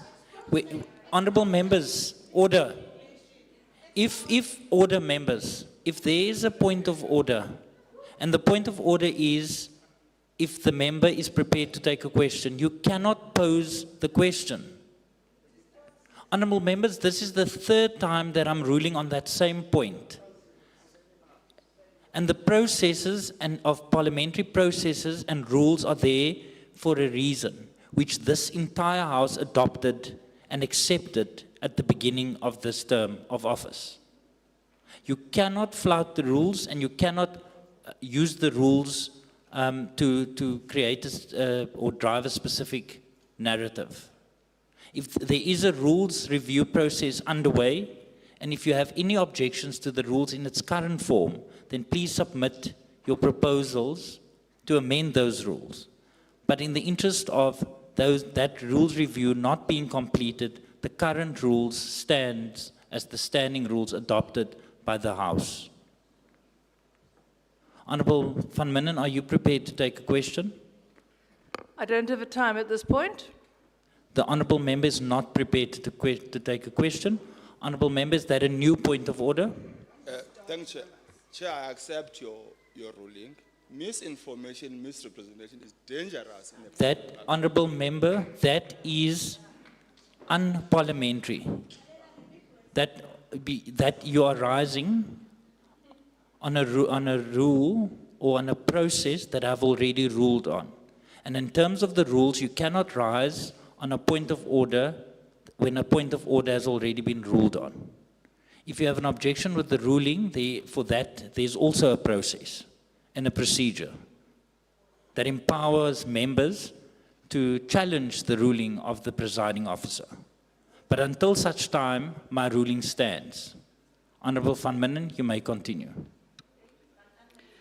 Thank you, Honourable Speaker. We do not criticize the men and women in blue. Many are exhausted, doing their best in impossible conditions. We criticize an ANC-led national department that has left them under-resourced and under-supported. Between 2020 and 2025, more than 47,000 charges were laid in the Western Cape for violating protection orders. These numbers represent desperation.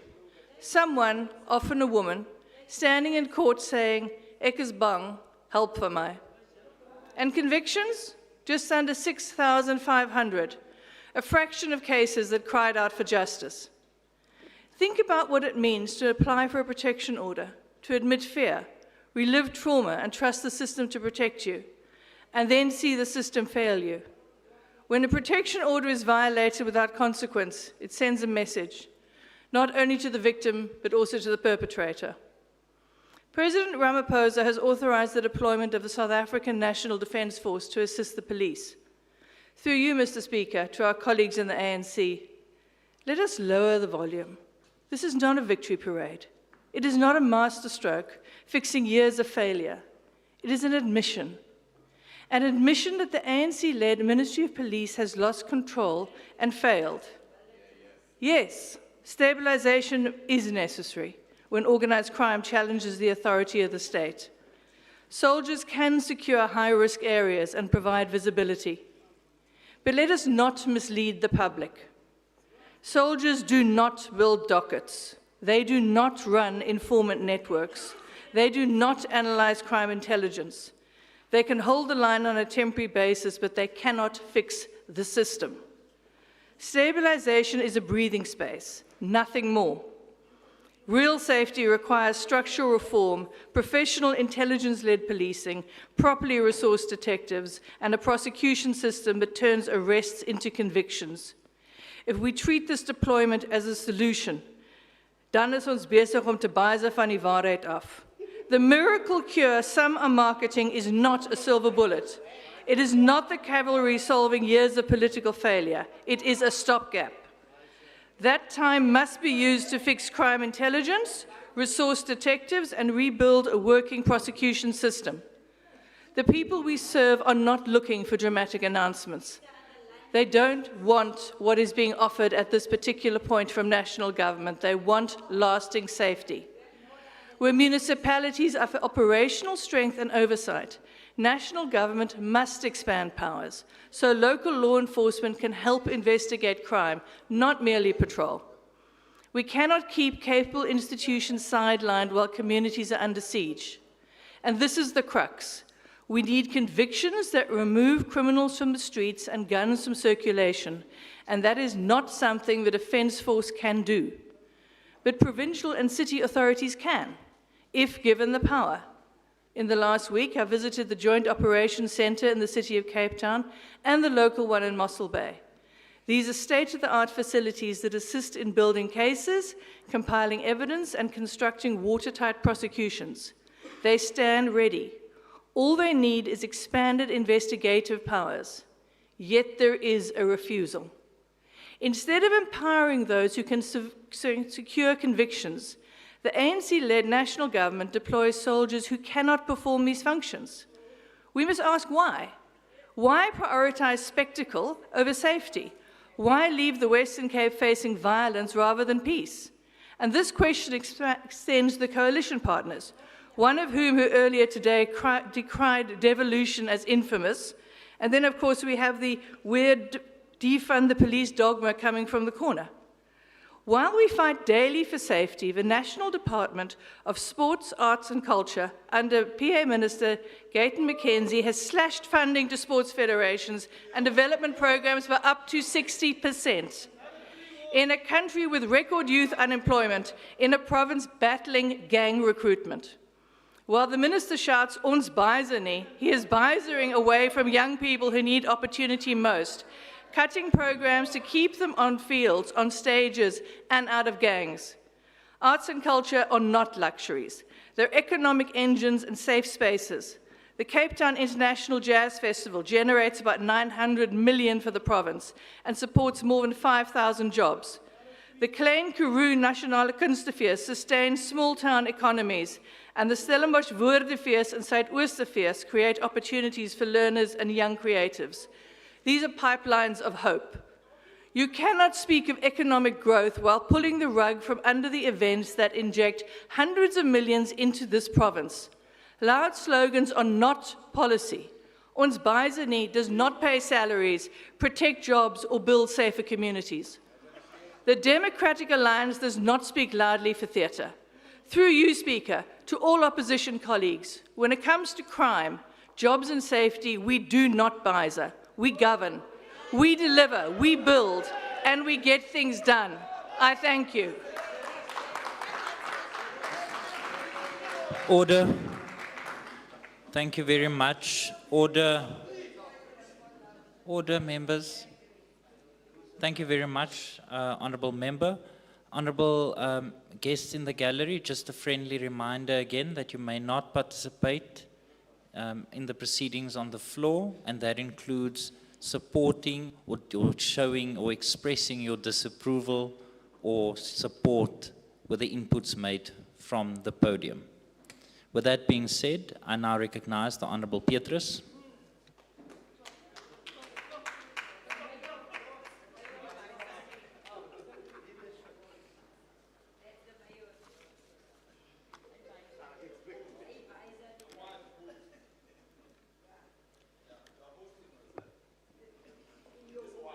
Yes. Honourable Speaker, Honourable Premier, honourable members, greetings to the people of the Western Cape. Speaker, in die huis herinnert die dia my aan die gedig van C. Louis Leipold op my ou ramkietjie.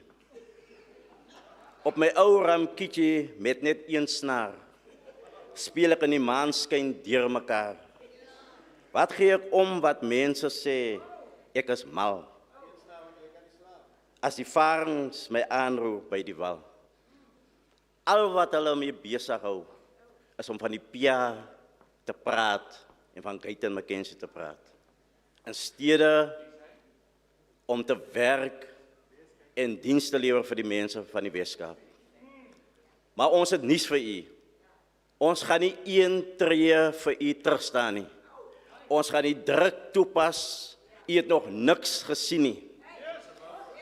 En ons gaan werk daartoe dat elke munisipaliteit premier in die Weskaap oorgeneem word. Sodat ons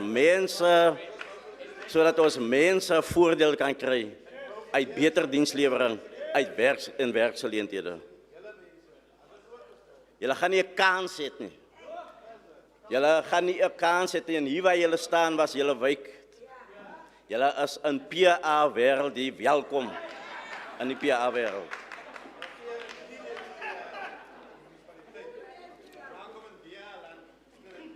Dankie, MEC. Order. As the Patriotic Alliance, we rise today not to ask, not to merely request, and not to beg, but to demand. For too long we have been patient. For too long we have engaged politely, but those days are long gone. Our people are tired, and when our people are tired, we must act. Speaker, we must be honest. Our province is in disarray. The crisis we face does not affect one department. It stretches across multiple departments and municipalities with devastating levels. Let us begin with housing.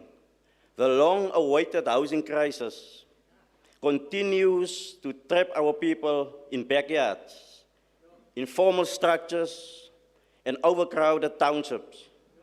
Families who work hard every day still cannot access decent housing.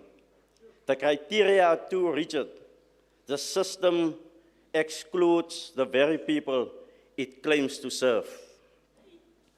We demand relaxation of housing criteria so that the middle-class families and those who fall outside current subsidy brackets can receive assistance.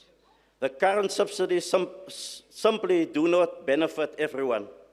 There must be broader access and practical solutions for human settlements.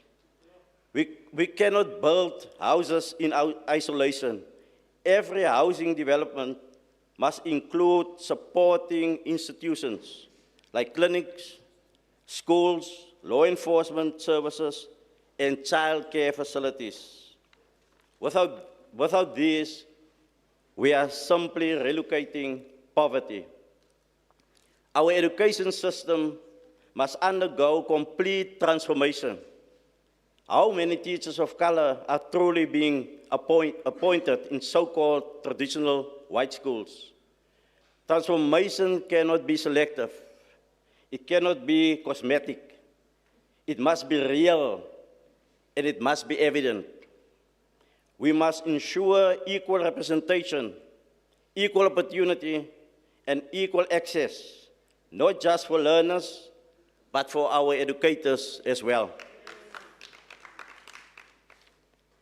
And now, Honorable Speaker, and let it be clear,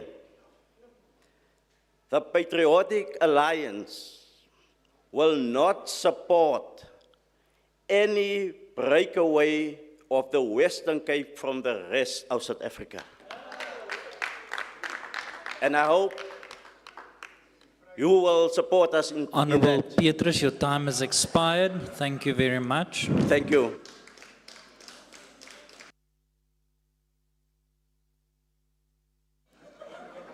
Order, members. Thank you very much, Honourable Member. I now recognize the Minister of Social Development, Minister Laund.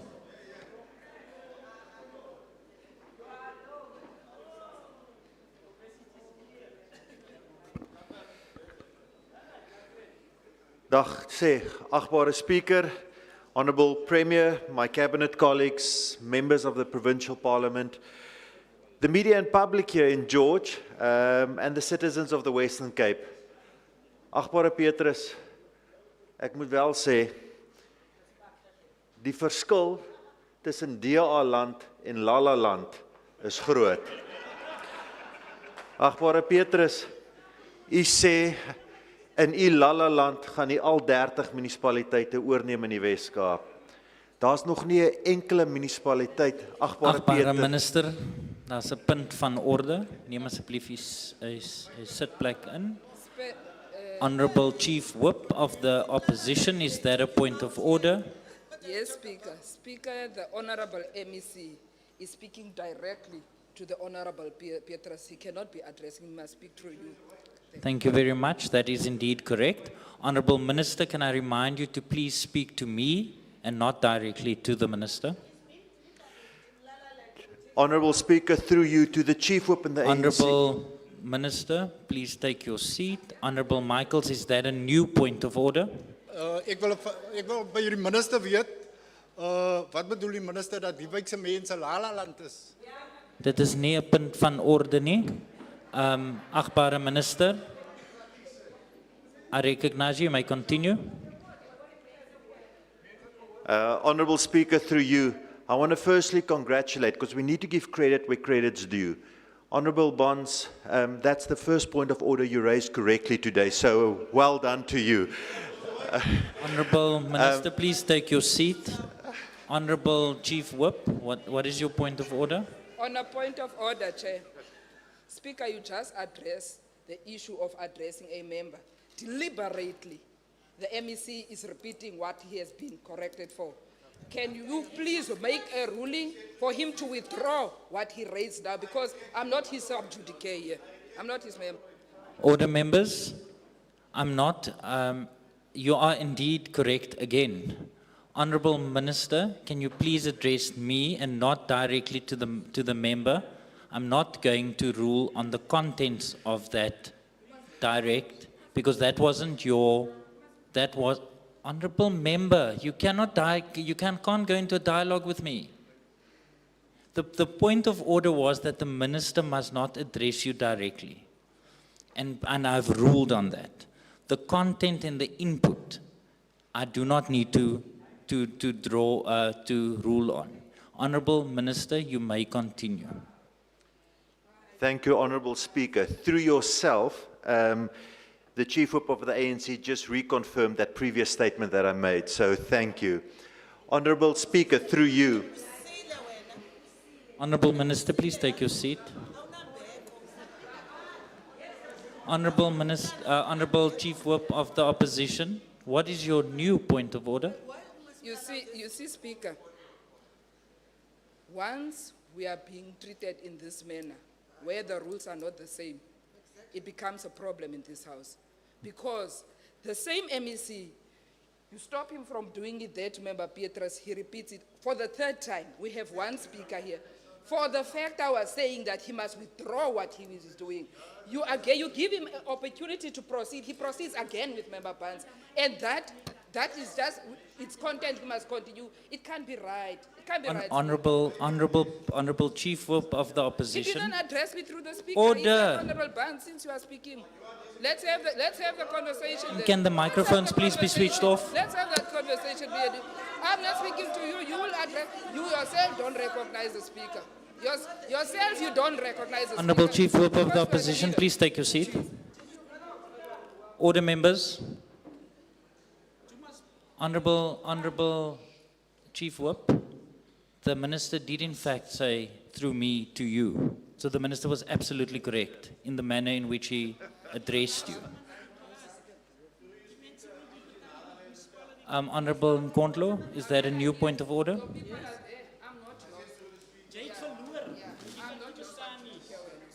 Order, members, there's a member on the floor. Honorable Speaker, I would like, Honorable Speaker, for you to continue to be consistent in your rulings. You had actually ruled on Member Nganso, whom after your ruling stood and made a comment or an opinion again after you had ruled. And the Honorable Minister is doing that, and you are silent on it. And I'm asking you that you keep consistency in your ruling, if indeed you want us here, this House, to still maintain decorum. And also continue to also tell the members on the right not to heckle us, because we will heckle back. Thank you very much. Honorable members, or honorable member, the consistency in my rulings are verified by the table staff, so there is consistency in the rulings. I have ruled, and if you have any objections to any ruling, you are more than welcome to use the parliamentary process and procedures to challenge those rulings. But the consistency has been applied, and I'm comfortable that all members are treated equally. And with that being said, Honorable Minister, you may continue with a friendly reminder to please speak to me. Thank you, Honorable Speaker. Through you, to the DA colleagues, your heckling is exemplary. Honorable Speaker, through you, die gekekkel van die oppositie is oorverdowend. Honorable Speaker, whether Honorable Petrus, through you, Honorable Speaker, said they're going to take over 30 municipalities, not a single municipality they will take over in this province. They will try and become the kingmakers, and they will then go and disrupt the governance in that municipality like they did in Beaufort, like they did in Theewaterskloof, like they did in Knysna. They are a poison to this province because they do not have any track record in governing any government. Be aware, citizens of the Western Cape. Getting back to the Premier's debate through you, Honourable Speaker, because I still need to speak to my boss and keep my job. The Western Cape Department of Social Development is a department that boldly transforms lives, strengthening communities, and expanding the reach of compassionate, impactful services. The staff in this department and the NGOs that work with us, they are actionable, living proof of what kindness is in practice. At the heart of our work is dignity. Dignity for vulnerable women and children. Dignity for persons with disabilities. Dignity for youth. Dignity for all who need just that extra bit of help. Our actions in this department speaks louder than words. You can just ask the NGO and NPO partners that work with us daily to further expand the service delivery footprint. And I'm really proud of this department that unlike other provinces, we pay our NGOs on time, every time. In fact, we pay them ahead of time so that they don't have to dip into their own pockets. And that is our responsibility. But it's funny that some provinces cannot even take the responsibility. And that is what the Premier says. We are getting things done. That is what we do. And we made a commitment. We made a commitment to help strengthen these organizations through innovative interventions. During the State of the Province address, the Premier mentioned the Cape Care Fund, which we launched in June last year. And through the fund, we have already mobilized just under $500,000 in the first few months. These funds are then strategically directed to organizations that serve vulnerable women, children, and persons living with disabilities. Last year, when we handed over donations to St. Anne's, a GBV shelter, the manager, Ms. Oslin Makuni, said, "Our president recently classified GBV as a national disaster. However, it's not declarations that change lives. It is action." And I want to thank Prime Media Cares, Tile Africa, and they thank myself, but the department in effect, for the action that we've taken to help change their lives. It is not just about money. It is about empowering civil society partners who share our vision for Western Cape, where care for the vulnerable is a priority. It is about action. And action, Honourable Speaker, through you, to Honourable Stevens and Honourable Christians. Both of you are well aware that SASSA should do better. Every single person in this province knows that SASSA should do better. It is unacceptable that people queue up. Unacceptable. But the honourable members in this House and the residents of this province know that SASSA is a national competency. SASSA is national DSD that need to look after it. So when you see people queuing up, you must know that it's the Minister Sisisi Tulashe and her department that do not care about the residents of this province. And then they go and do fanfare trying to pay lip service to caring for the vulnerable in this province when they just do not care. And how do I know that they don't care? The last time that SASSA Western Cape, the regional office that falls under national, was willing to meet with myself in my office was 30 May 2025. That's the last time that they're willing to meet. Several times we followed up, again and again and again. Meet up with us so that we can take your hands and solve the queue issues in the province. And the SASSA Western Cape office do not want to meet up. We followed up on the 12th of February, the 20th of February, and just this morning my office sent another email.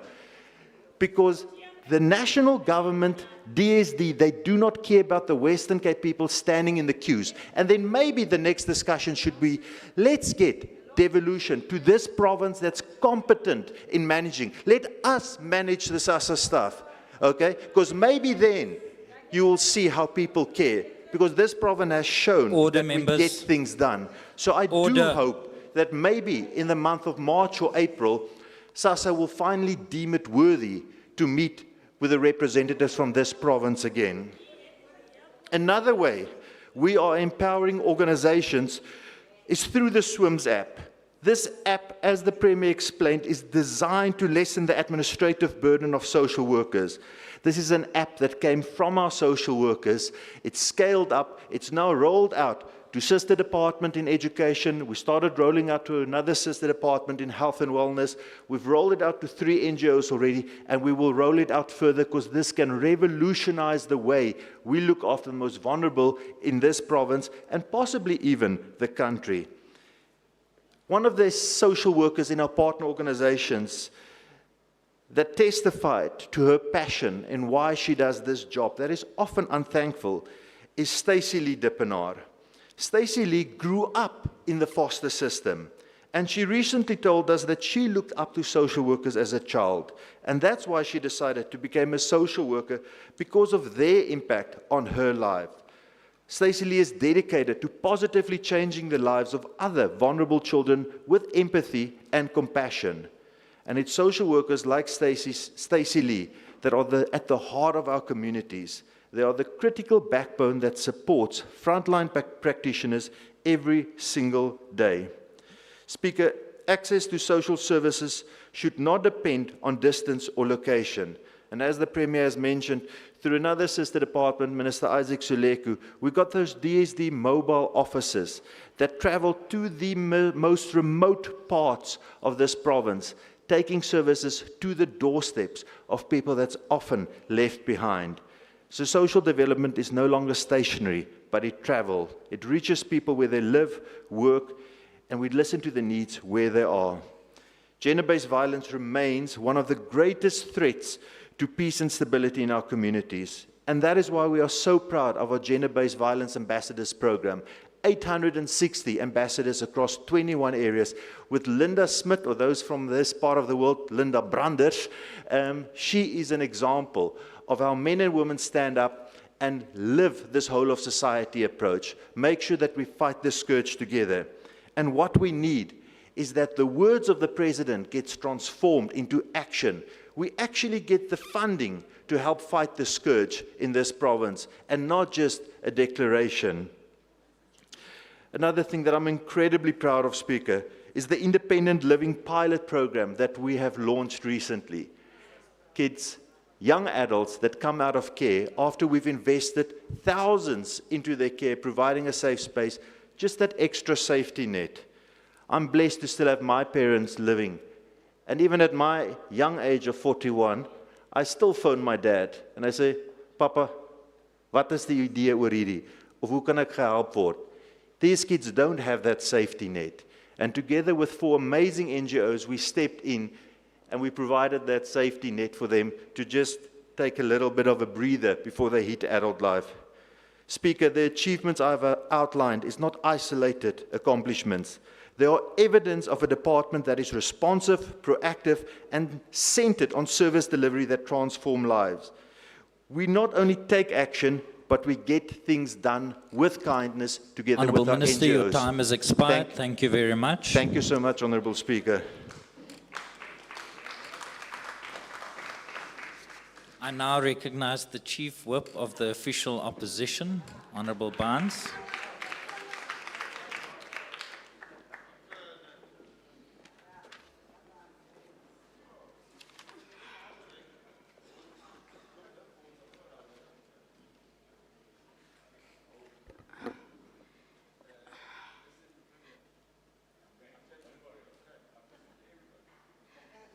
Thank you, Speaker. Let me start by greeting the community of George and the entire Southern Cape, especially the leadership of the African National Congress. Speaker, we have been listening just right now to our last speaker here, clearly demonstrating the white supremacy tendency that this side of the House was complaining about at the starting of the debate. That's what we as women of this parliament is facing. Imagine what it would do to the ordinary person. Now, the MSC comes and speaks about SASSA that is collapsed. He is defeated even just visiting the old age homes. How will he be running a SASSA when he cannot even run old age homes? Old age homes are in collapse in the Western Cape. Older citizens are alleged to be dying and with no explanations, and there's nothing he says about it. Instead, he comes and grandstand. Let's join the grandstanding. The Premier, we have listened to him very much attentively yesterday. Premier was speaking only one thing when he spoke of crime. He spoke of a hotline. Who must call and report to a hotline extortionist? Why are you setting our people up to be making calls and reporting whatever is happening? It cannot be happening. Is that the least that can be happening from the side of the Premier? What hotline is it if you don't recall your hotline today as a contributor? And now, Speaker, there's a matter of Pito. We have visited the Southern Cape as the Western Cape Caucus, ANC particular. We said, we don't want to waste the taxpayers' money and not go to the people. Let's take Parliament to the people, and we went to the people. The back dwellers there in Pito, they are complaining, they are crying. They are saying this government is not giving them houses. Fine if you can't give them houses. The MEC, by the way, is from Pito. That is a scandal. As a scandal, as jy kaas jou eie mense kan net huise gee nie. There's no houses and Bito, what they are saying to us, Order. please extend the message of saying, it's fine, under this DA-run government, we are happy and we are accepting not getting houses. We are rather opting to get just self-service sites. You are even defeated to give service sites. MEC, Honorable Speaker, Naisna. Honourable Today there's a Chief Whip grandstanding. of the Opposition, please take your seat. In the Honourable Chief Whip of the Majority Party, is that a point of order? yes, Honourable Speaker, I'd like to know if my counterpart is prepared to take a question.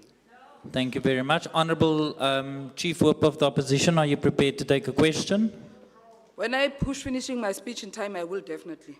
The Honourable Member is not prepared to take a question at this point. Honourable Barnes, please continue. We are now sitting in a crisis of Niger that's not having waters.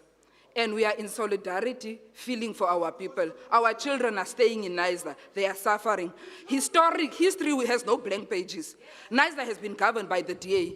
Today, we are saying that the ANC is collapsing Niger. Historically, Niger has been governed by a DA. Order. As we are all aware that infrastructure takes years to run out. What have the DA done? What have they put in place? Because it is not run by ATA, now it becomes a disaster. Right next to Niger, there is Bito, again the home of some MECs here.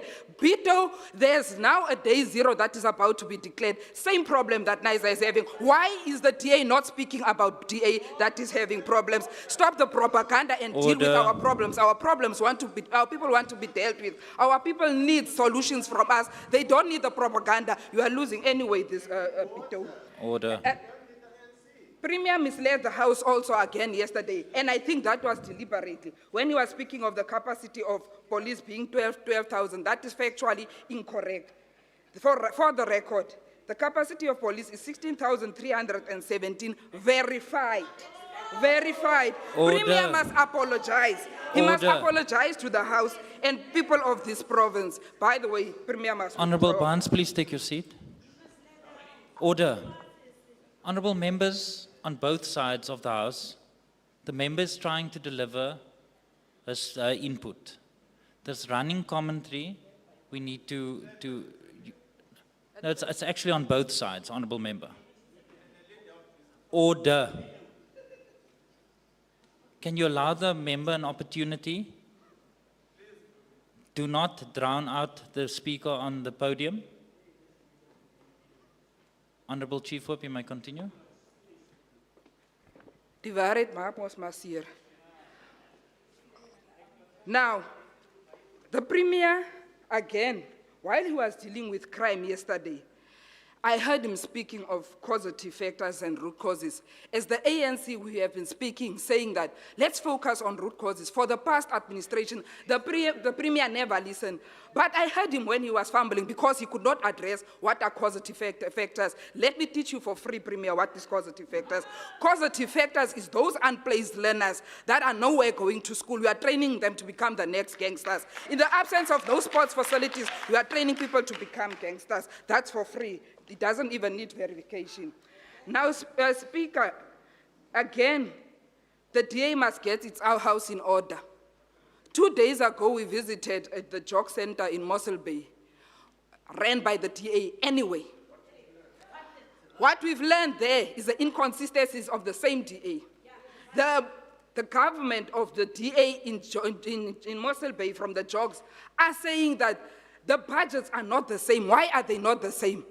If the DA is saying internally that speak about the issue of what you are doing there in Cape Town, you are messing up that city. You want to build walls, yet you can't even fix cameras. Cameras are off when we all know. Now you want to build a big hall. A hall for what? We told you, you spend at $1 billion. We told you then already, look at the causative factors. Now your own you must listen to when they say, with the little that we have in that Jog Center, we are operating very well with a little bit budget because your focus has been Cape Town. So you must start getting your house also in order.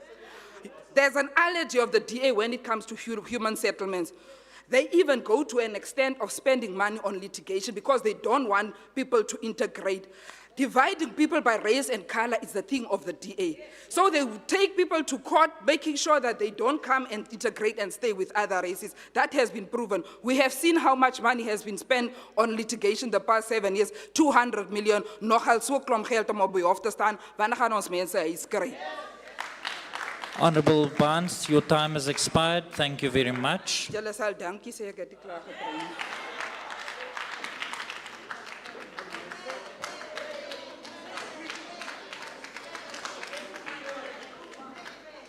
Order, members, settle down. I now recognize the Minister of Cultural Affairs and Sport, Minister Mackenzie.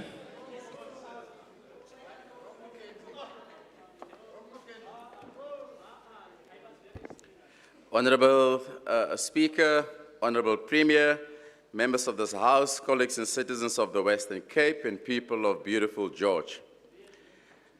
Before I speak, I want us to recognize and honor the late Dr. Diana Ferris. She was not only a poet, she was the restorer of dignity. When she wrote the poem that helped bring Sarki Batman home, she changed history. She reminded the world that Sarki was not an object or spectacle, but a daughter, a woman, and a human being. Through words, she restored humanity where it had been stripped away. Her words was about humanity, but she reminded us that we are kind, shaped before those who came before us, responsible for those who come after us. And as the Premier has said, the world needs now is more kindness, and that's exactly what we need. And thank you, Honorable Premier, for having the kindness and understanding the needs of this community, of the province. And I'm very privileged to live in this province. I'm very privileged to live in a province that are governed by a group of men and women who understand the challenges that the people face and who constantly work every single day to change the lives of people. So we welcome any intervention to assist us on matters that we've raised and matters that we've raised consistently over many years. If I can just say via you, Speaker, Honorable Side, a simple Google search will tell you that the President spoke about decisive action for at least 4 SONAs. SONA of February 2020, 2023, and even again during his 2023 reshuffling. So when you say the President called for decisive action, it is not new, it is repetitive, it is the reason we are sitting with a safety crisis. So I'm happy the ANC came on a jamboree before SOPA the last few days, coming to listen to province in Bito now and in Beaufort West, province that are not new to us. It is surprising that it took 7 members to come and post about things that we've been talking about the last 11 years. So we welcome the deployment, 8 members, thank you, 8 members. So we welcome the deployment of the Army. But the deployment of the Army, as Honorable, via you Speaker, Honorable Benedicta van Minnen said, it's a matter that we've, by the way, Honorable Stevens, welcome to Parliament. We've raised that for 11 years already. It's a matter that we've been raised for many years. The reason SAPs are deployed is because of the dismal failure of the South African police services. Matters that we've raised for decades. So we warned, Honorable Side by you, Speaker, about the collapse of SAPs. We've warned about the collapse of crime intelligence. We raised the concern about the collapse of the justice system. We raised the alarm about the collapse of police infrastructure. We visited the police forensic services when they collapsed, when they couldn't even buy equipment to do crime scene analysis. Members of this House were part of the standing committee when we visited that building. We raised when broken telephone 10111 collapsed. So these matters of 11 years at least of destruction of SAPs is not new to us. It's sad that it seems to be new to the other members of Parliament. So when SAPs, when the Army is being deployed to stabilize it and you welcome it, it's not something to completely celebrate. We should cry that the South African police services has collapsed to such a point that the Army had to be deployed. And it's matters that this side of the House has raised consistently over the last 11 years. So when the opportunity arises, Honorable Brad Herron, welcome, thank you very much for joining us by you, Speaker. When the opportunity arises to make a difference, Premier Ellen Windy had the vision to say, let's start a Western Cape safety plan. While the system was completely collapsed by the ANC, another gentleman in this province said, let's try something different. And he started the Western Cape safety plan to pick up where the ANC government has failed. That is what leaders do. They don't sit handjie gevou and say there's no solution. He developed a plan to try and fix the problem the ANC had created. Order. So when Member Barnes via you, Speaker, Order. talk about the root cause is the ANC. Order. Honourable Minister, please take your seat. Honourable Nkondlo, this constant, Honourable Nkondlo, I'm on the floor. Honourable Nkondlo, this running commentary with the Minister at the podium is not allowed.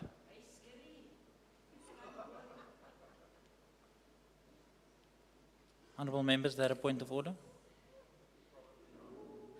It's not Nkondlo, it's Nkondlo.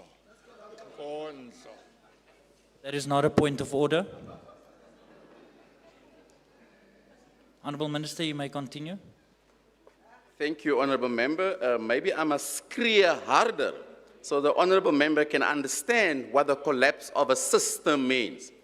The collapse of a system of crime intelligence, the collapse of a system of departments of justice, the collapse of a system of 10-111, the collapse of a system of police not having vehicles, the collapse of a collapsing system called the police has resulted in men like us doing something about it, and there's certainly something that you will never achieve. Honourable Kasim, you raised the matter of culture, and I do appreciate it. But if I can please remind members, and on the next oversight visit, Chief Whip, can you please ask the Standing Committee to visit the new World Heritage Site in Mossel Bay if they have not? You did? Okay, you did. Clearly there's a gap of knowledge of some people. Because that is a World Heritage Site to develop, promote culture of the Khoi and the San in this province. And this site is so wonderful. It includes Sibudu Cave in KwaZulu-Natal. And when I visit KwaZulu-Natal, the Premier of KwaZulu-Natal gave me a traditional spear, so I think I might be King Mackenzie somewhere. That is how we work in this province. There's a new World Heritage Site to promote culture and heritage. And by you, Speaker, Honourable Kasim, it was me that took a big corporate company to the minstrels. It was me that tried and formalize and professionalize the minstrels. It was me that took the whole Cape Malay Choir board to a corporate where they got R1 million premier contant. R1 million contant. That is how we promote and develop culture in the Western Cape, but again, it's perhaps just a gap in your knowledge, so we'll have to share this information more. Premier, I'll do a statement in Parliament. So this government loves culture and heritage, and that is how we promote it. And thank you to members of this House for attending our cultural event the other night here in George. We'll continue to promote and develop culture. Honourable Michaels of the NC said, Premier of the NCC said, the 93,000 jobs, nothing was meant for coloured people. In fact, of the 93,000, one job, Premier, was at least created because he's now a member of this Parliament and he's a coloured male. So he got a job in this Parliament through the process. So, Honourable Member, so that there was one job being created. Order. So, Honourable Member, via you. Order. Order. But that's a job for a coloured male.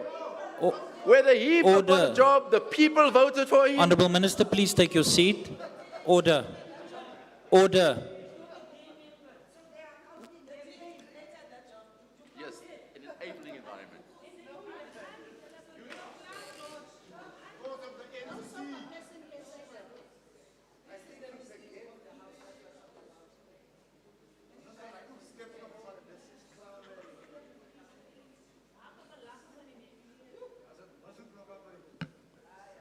Honourable members, are you finished with your dialogue?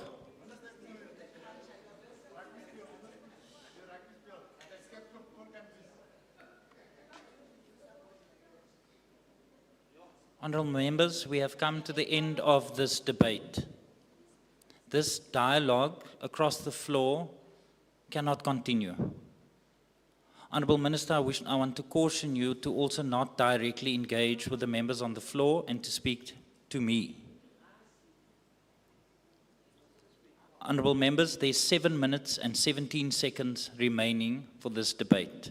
You have all been provided an opportunity to make your inputs. And whilst this is a political debate, and between myself and the Deputy Speaker, we have allowed a lot of latitude because it is a political debate. There's also still rules and the decorum of the House that needs to be maintained. Can I please ask that the Chief Whips on both sides please assist me with your members so that we can conclude this debate in the manner in which we started it, in the interest of the citizens that we are elected to represent here, and not ourselves.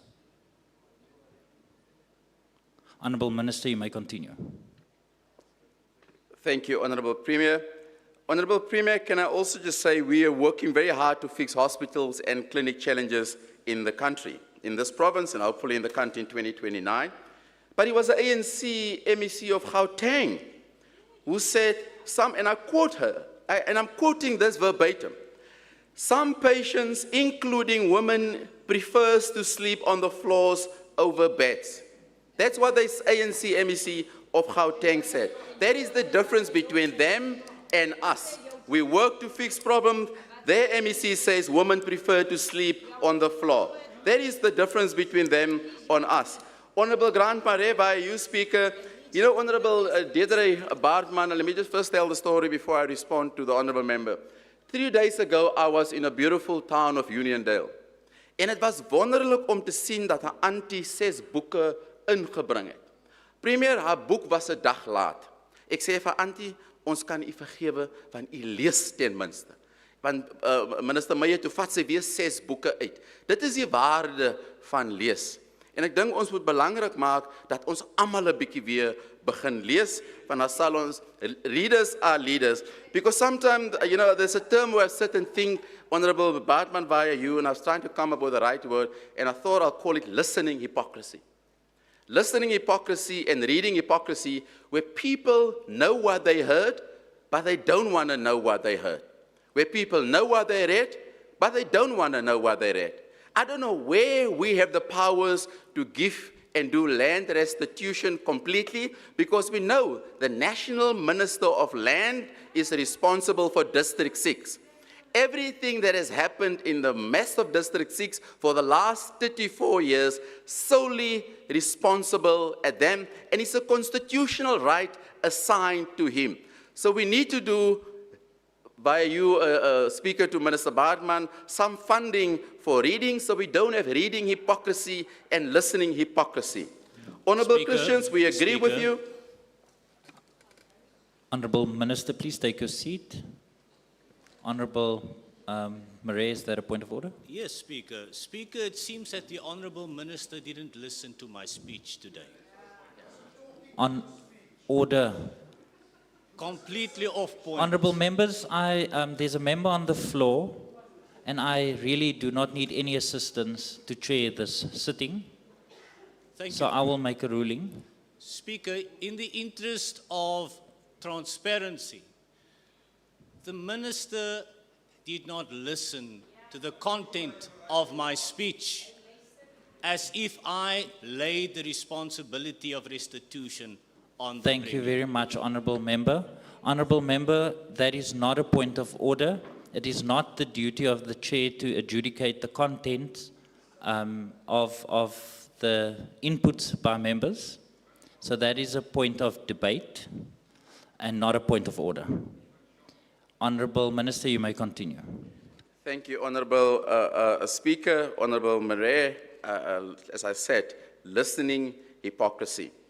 Honourable Speaker, when we talk about, one of the members by you, Speaker, talked about incremental changes.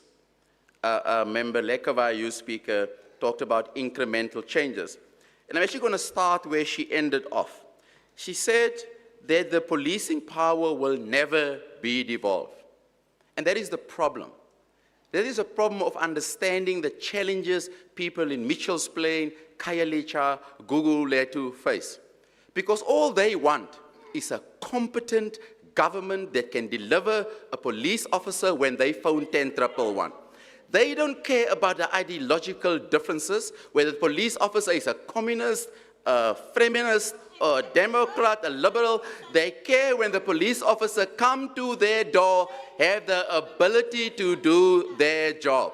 And now, Honorable Lekavai, you speaker, has said to the people of Mitchell's Plain, Khayelitsha, and Gugulethu that their crime problem will never be resolved because they will never get devolving of powers to a competent government, and that is quite sad. Honourable Minister, please take your seat. Honourable Side, is that a point of order? Order, members? Yes, There's a member on the floor. Yes, Speaker, I rise on a point of order. The Honourable Mackenzie is misleading the House. I did not hear, not unless you look at the Hansard, I did not hear the Honourable Lekker say anything in that regard about the people of Mitchell's Plain and Khayelitsha. I did not hear that at all. Thank So you very must much. Stop misleading the House. Thank you Speaker. very He must much. continue Order. with his speech. He was doing fairly well at the beginning. Honourable Leader of the Opposition, there's no need for justification. Now You've he's raised deteriorating. order. Honourable order, members. There was a point of order, and the Honourable by the Leader of the Opposition, Honourable Syed. That is again a point of debate, but in the interest of transparency, I will revert to Hansard, and I will come back to the House with the ruling. Honourable Minister, you may continue.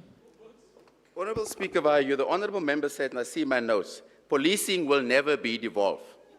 So who are the beneficiaries of these devolving power? The beneficiaries of the devolving powers, people in Mitchell's Plain, people in Khayelitsha, people in Gugulethu, people in Beaufort West, people in Clarksville. They are the beneficiaries of an efficient, functioning police station. So when you say they will never be evolved, you're removing that from those people, and that is a statistical fact. Honourable members, there was a claim that the George Regional Hospital is the only 24-hour facility in the Garden Route, and that is Honourable simply Minister, please false. take your seat. Honourable Syed, what's your point of order? Is the MEC willing to take a question as he still has a bit of time left?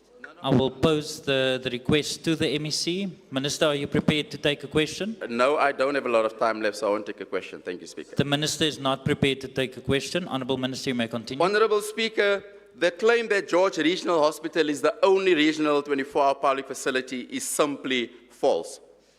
The platform of care by the Western Cape government includes multiple 24/7 facilities across the region, including Mossel Bay Hospital, Knysna Hospital, Oudtshoorn, Beaufort West, Prince Albert, and Laingsburg. So, honourable members, lies do have short legs. Luckily, facts matter. Do you want to sit, Speaker? Honourable Minister, please take your seat. Honourable Lekker, is there a point of order? Can you switch on your microphone? What is your point of order? Thank you, Speaker. Speaker, I rise on a request from yourself to rule on the fact that the MEC has said, I indicated that George Hospital is the only 24-hour. And I want to help you, Speaker, so that you can make a ruling. This is what I said. In the Garden Route district, Honourable member, you do not need to repeat it for the record. That's why we have a system called Hansard that captures all the, that transcribes. May I ask you, Speaker, to rule on the fact that the MEC has deliberately misquoted me in the House? I will revert to Hansard and I will make a You must ruling. not sleep when people are talking. Thank you, Honourable Speaker. Luckily, we are alive when people are talking. That's why we're the best government in the country. So, honourable members of this House, Honourable Petrus and Honourable Stevens, you've raised very important matters. but I need to ask you to help us and help the children of this province. See, at the moment, emails go and die in Pretoria. The ANC used to do it, but now I see the PA do it as well. So please ask your leader, we've written him several letters, on matters relating to sport for children in this province and in this country. Let me give you one of them, a practical example. There's a thing called the transversal tender, where a soccer ball at this moment costs 500 rand. So if your leader devolved that power to provinces, we can go directly to Checkers, to Pick and Pay and buy a soccer ball for 30 rand. But emails at this moment die in Pretoria. So it's important that you speak to your leader and help in resolving some of the challenges so that people from George, Tembalé to Mitchells Plain, Kalicha can get those soccer balls at 30 rand and many more children can benefit. It's an old ANC policy. He doesn't need to do ANC policies. He can implement our policies with him. We're welcome to work with him, but you need to change that policy to help him. And there's many other letters. We'll give you copies of it. Help us in getting responses to those letters so emails don't go and die in Pretoria. Honourable members, it's a real privilege to live in this province. It's a real privilege Minister, to down your south. time has Thank you for expired. the Thank you debate, very and much. it's lovely to be in the Western All Cape. arts Thank you, Premier. finished. Thank you very much.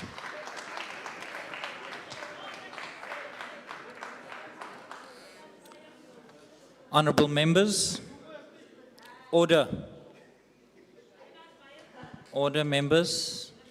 Honourable members, that concludes the debate on the Premier's state of the province. Business will now be suspended. Members and guests are invited to enjoy some refreshments. The refreshments, I just want to make sure from the table staff, if it's still at the refreshments will be served in the wall because of the weather conditions.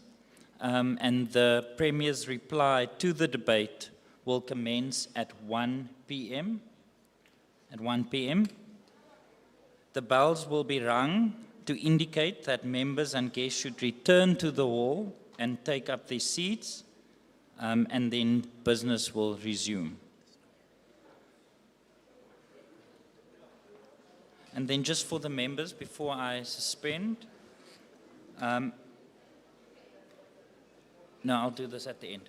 The House is suspended.